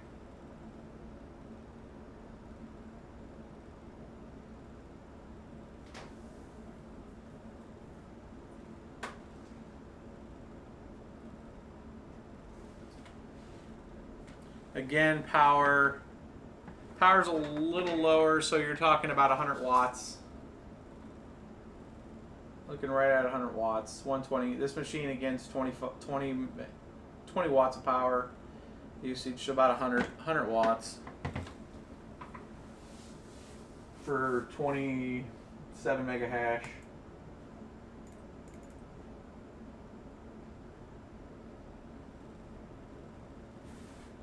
Expanse. It says 3 megabytes there. It's so funny. This is the box for it right here.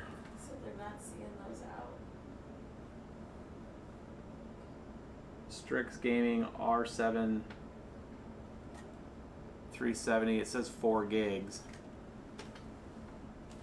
4 gig overclocks. They're not what? Well, I mean, there's some on. There were some on. I put some on the description. There's 10 of them out there on Amazon right now for like $170. Yeah, so that's DAG files, and they're on Epoch 23 there. DAG files 1.18 gigabytes on Expanse, and it's getting almost 20.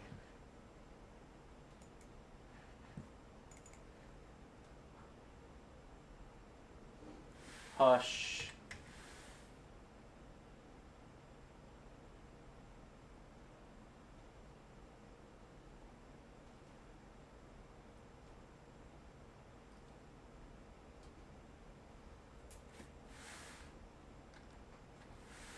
Makes me sing that old 80s song.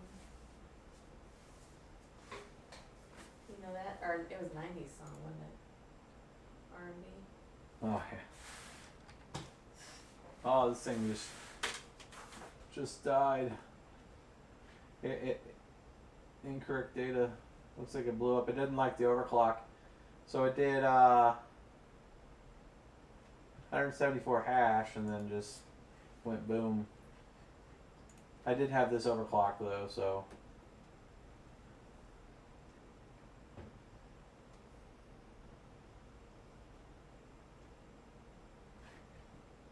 Might have just died. Might have to come back in at 1600, not 1625 on that one.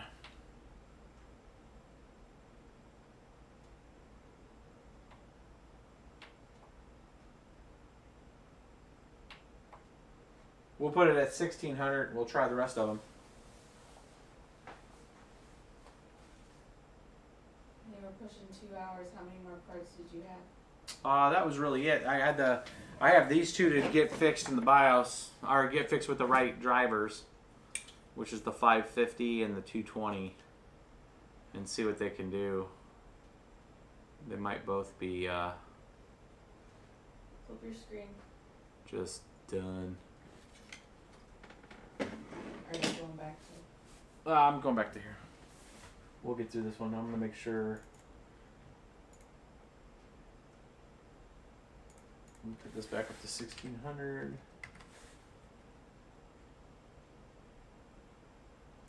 Let's keep going 100. So we're getting into.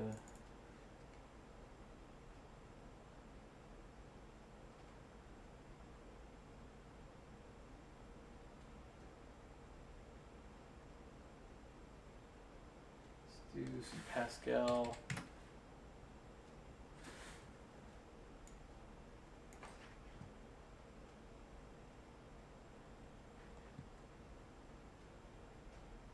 R7 370 on Pascal. Looks like almost 250 mega hash, 300 mega hash.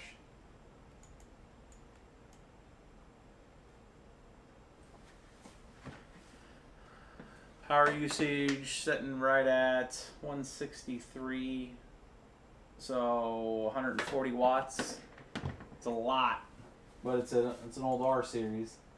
301 mega hash.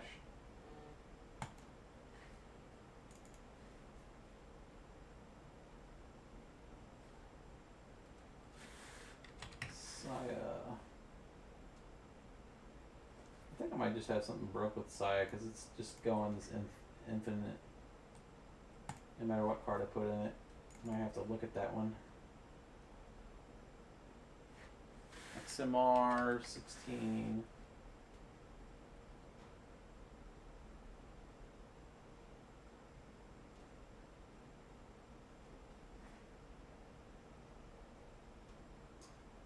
What are your thoughts on Hush's potential? I haven't done a lot of research on Hush. I was looking at doing some more research on it though. Let's see here. Hush.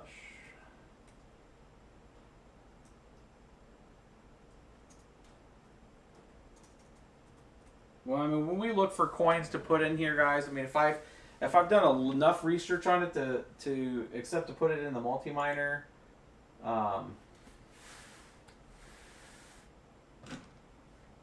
I mean, it's stuff that we would at least put some hash power to, so looks like about 490 hash for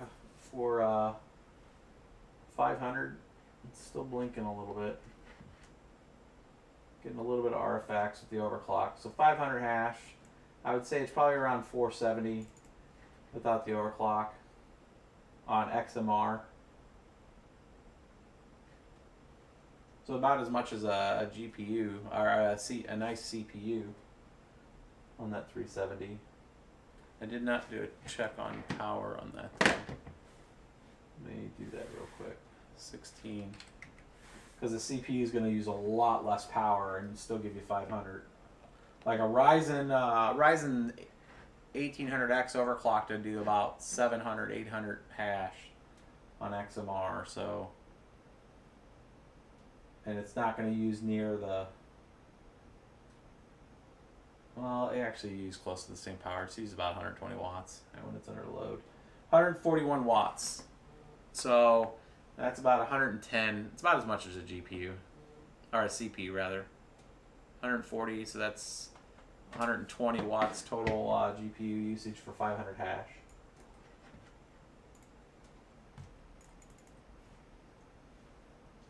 You know that we don't see when you highlight things, right? You don't see this? No. It shows it on there. I'll wait and see, but I don't think we do.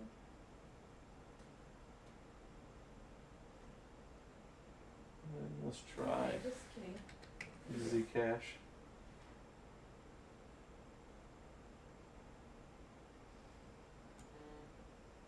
See if Zcash gets through it. Again, this was the kind of slumming episode, guys, with old school and 2 gig cards to show that you could do it.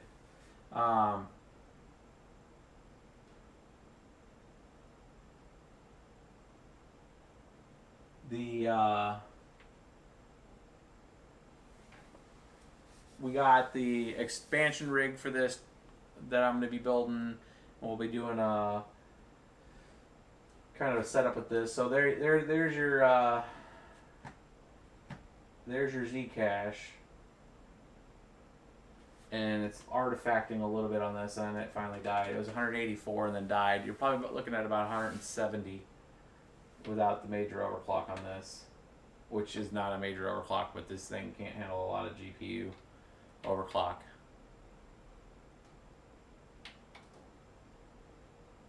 Alright, I'm going to switch back. There's new NVIDIA drivers out there that are improving hash rates? I mean, that was using, there's, with Claymore's 9.8 and the latest drivers, I didn't see much of an increase. Just what they mentioned. We switch back there. So we'll do a couple question and answer, guys. If you guys have any questions, I've been monitoring it like you guys. It looks like the floodgates are starting to open with inbound on Zeke or on Bitcoin Cash. I'm looking at it right now. It looks like, let's see here, let's do a refresh. Market rate looks like it's holding around 370s.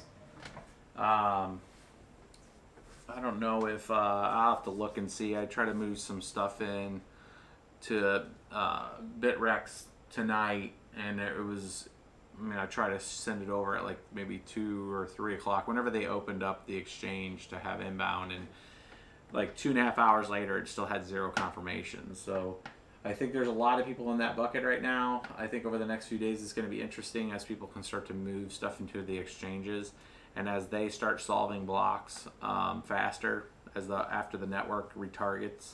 Right now there's a huge delay with the networks. With Bitcoin's roughly holding that same block time of 10 minutes every 10 minutes, but Bitcoin Cash right now, since it forked over, it inherited the Bitcoin's difficulty. So difficulty doesn't retarget right away. So it's been hours upon hours of them finding blocks.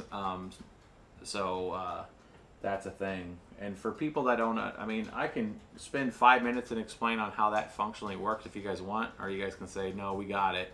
Just let me know, and I can give you guys a 5-minute little kind of overview on it. And actually, it might actually be better if we do it at the whiteboard at some point, and then I can explain why there's a delay. And we won't do that tonight, but we can go through kind of mechanically how that kind of stuff works and why things are taking so long and why exchanges have taken their time with things. I can explain that to you guys if you guys want to know why.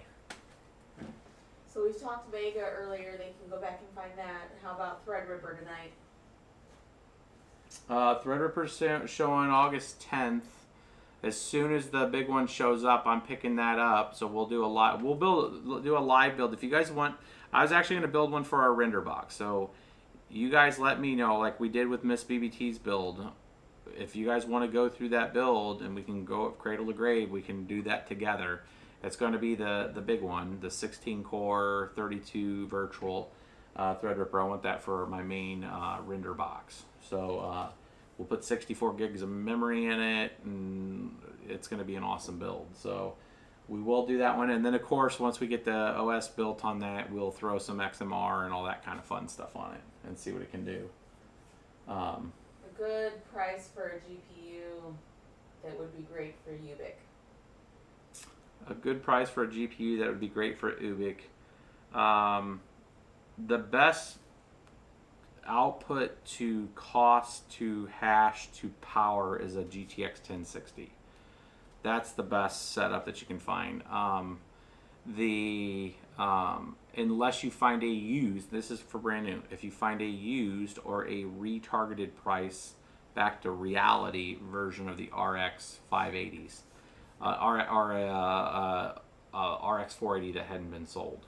Because if those went back to the original retail prices of around $250, that's your better deal.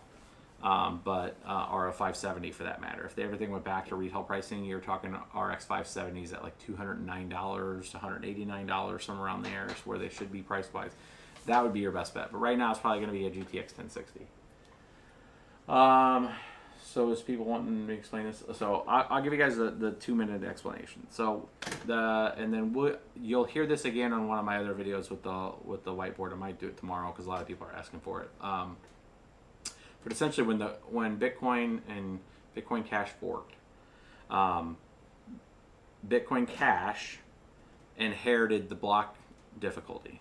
So that looks at the total amount. The idea behind all these blockchains is to ensure that the distribution of the coin, the token, is done on a schedule. That schedule is whatever the block time is programmed into the code of like what its target block time is.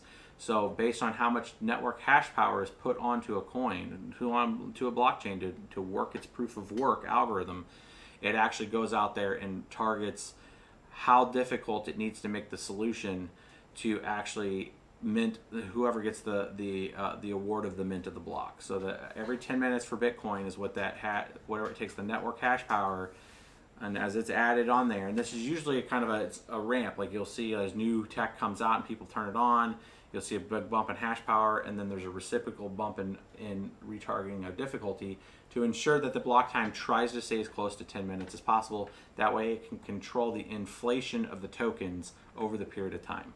So when Bitcoin Cash forked, it inherited the entire network hash difficulty rate that Bitcoin had. Well, they only brought over like 5% of the hash power.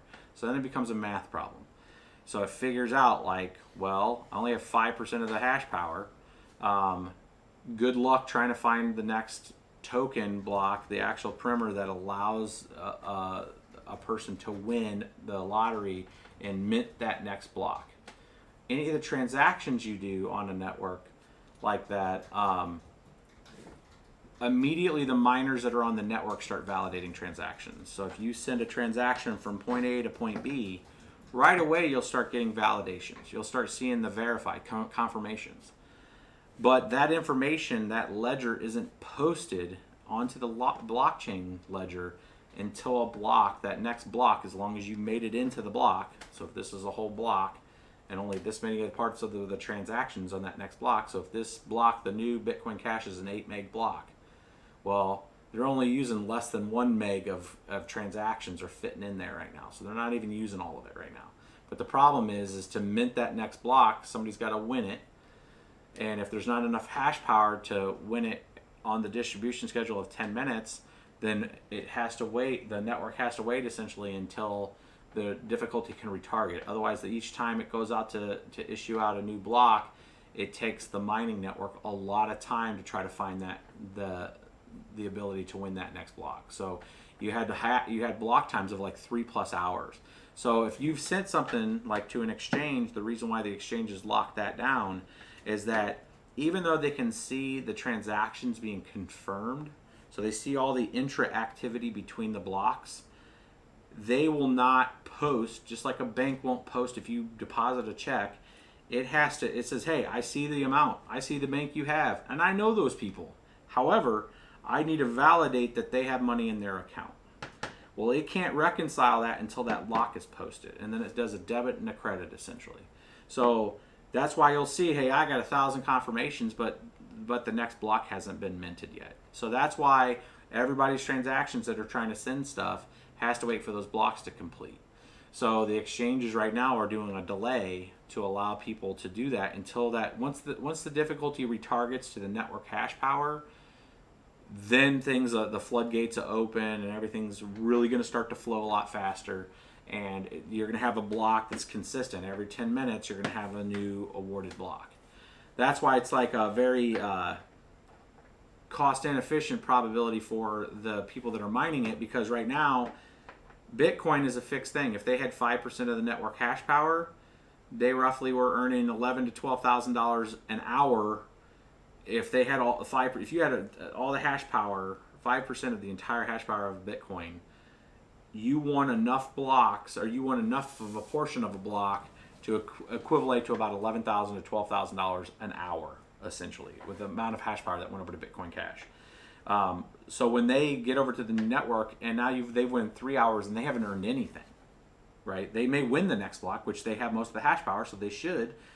And that price is whatever the futures price is. So whatever they have the ability to move that and sell that at is essentially what they just earned. So if it's at $300 and they won 12.5 Bitcoin Cash, then that's just a math problem. What's 12.5 times $300 future price, right? So when the price went up to $1,400, that would have been great, but they too would not have been able to send what they just won to the exchange to get cash out of it, right? So it's all a cost that they had to wait for and hope that it's worth their while to split the network and start earning money. So if that Bitcoin Cash price stays super suppressed, and if they're the only people winning the blocks, I'm talking via BTC and those guys, then they'll end up coming out okay, because if you take 5% of the network hash power, now you own 100% of the next network. That relative hash power to Bitcoin's $2,700 is about $150. So that's what the price has to be for them to at least make what they were making on the old chain. If the price is anything over that, they're making pretty decent as long as they're winning almost every block. If they get a lot more competition on there and the price stays suppressed, then they're actually losing. They're making less money, and it's no different than if you put your miner if you went out to what to mine, the website what to mine, and let's say Ethereum's right now still the highest coin that you can mine to make money, but you decide to point it to Ubik, and Ubik is the fourth most expensive thing. You're making a decision to mine something that's less profitable, and that's effectively what they're doing right now in the hopes that Bitcoin Cash takes on a life. So and it actually has people that invest in the value and buy the coin to hold it, just like they do with Bitcoin. So it's a huge gamble right now to see if that price holds, and as those floodgates come in, if that price drives all the way down to $120. If it's below $120, then they're losing money compared to if they just repointed all their hash power back to Bitcoin. So it's going to be an interesting game to see how much futures price hold that up, how much speculation holds that price up, and if people really hold Bitcoin Cash as valuable and keep that keep the price up. So hopefully that you guys understood that. I really want to do a proper video with drawing it out and explaining it, but hopefully that's a good little thing. I'll have to put some timestamps in here because that's kind of a estimation based on what you've read. How much of the hash power of Bitcoin moved over to Bitcoin Cash? about 5%, and about 3% went back to Bitcoin. So now it's only 2%? It changes. I don't know what the relative is right now, but I know it was 2.5%. That's why some of the block times really expanded. I mean, bottom line, if you move your entire farm over there, like 5% of all the Bitcoin hash power is a lot of it's an entire building of hash power. So it doesn't. People still need to make at that level. You got to be making some money to pay for your operations expense. Otherwise, it's all an investment cost at that point, and you're just chewing on power and chewing on depreciation equipment.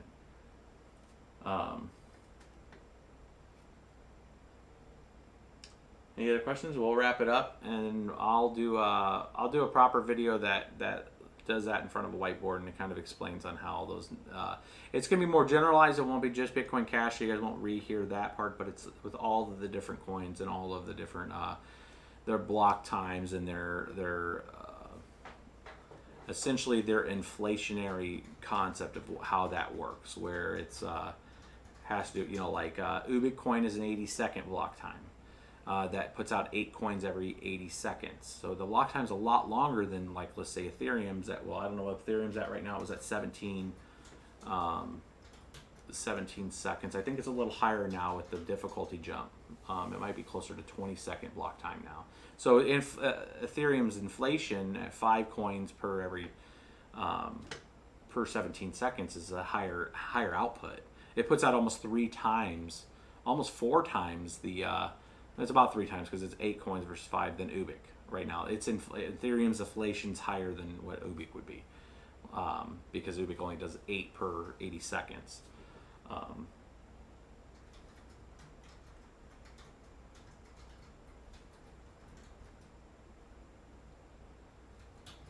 If there's any more, guys, we're going to wrap this up at 2 hours and 9 minutes. We might do that whiteboard. I'm going to see what we got going on tomorrow. If I get some other hardware coming in, we might throw a quick sneak video on a build. But if not, we might just do the whiteboard episode tomorrow with the other coins. I wanted to try to get that out for you guys to understand on how things work mechanically. I mean, can we do anything about it? Not really, but it helps to understand the mechanics behind things, especially like if you're yelling at exchanges like, dude, I want my... Nothing gets around the fact of, dude, I want my money, or dude, I've spent money and I need I want to take that and I want to get out at a certain point. But you got to look at the mechanics on the back end of how it works and why. It's not that the exchanges don't want to. I mean, the exchanges make money on transactions, guys. They absolutely want you to send money to them. They absolutely want you to transact because they make fees. That's how they make their money. Mechanically, they can't just flip a switch because they have to make sure those blocks are being confirmed. Otherwise, they get into a whole bunch of other issues. And that's just all the exchanges, agnostic to any kind of whatever any of them are doing. It's just the way the mechanics work on the back end. So once Bitcoin Cash starts getting that, gets that difficulty readjustment, then it gets more predicated to how much hash power is on the network.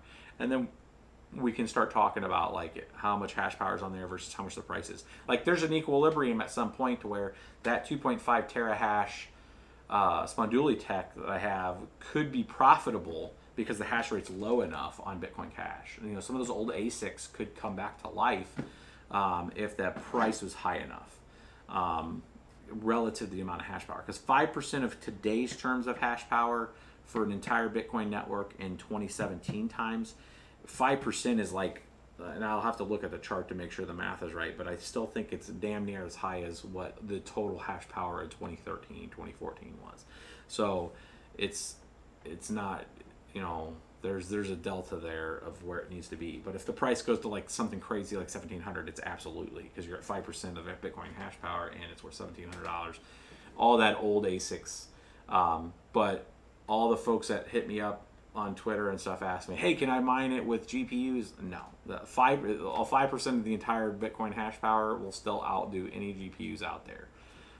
If Litecoin ever kind of forked and did something with script or something, you might, depending on how many people put ASICs onto it, you could technically do some script mining with GPUs and probably still make money. But as far as I know, that hasn't happened yet. But we'll wrap this episode up and we'll bring a whiteboard session to you guys maybe tomorrow unless we get some cool hardware in. And like, subscribe, go out to Steam it, upvote some stuff. The more exposure you guys can help us get to the community, hopefully educate more people. I mean, you guys see what we try to do here. We try to make sure people understand how things work.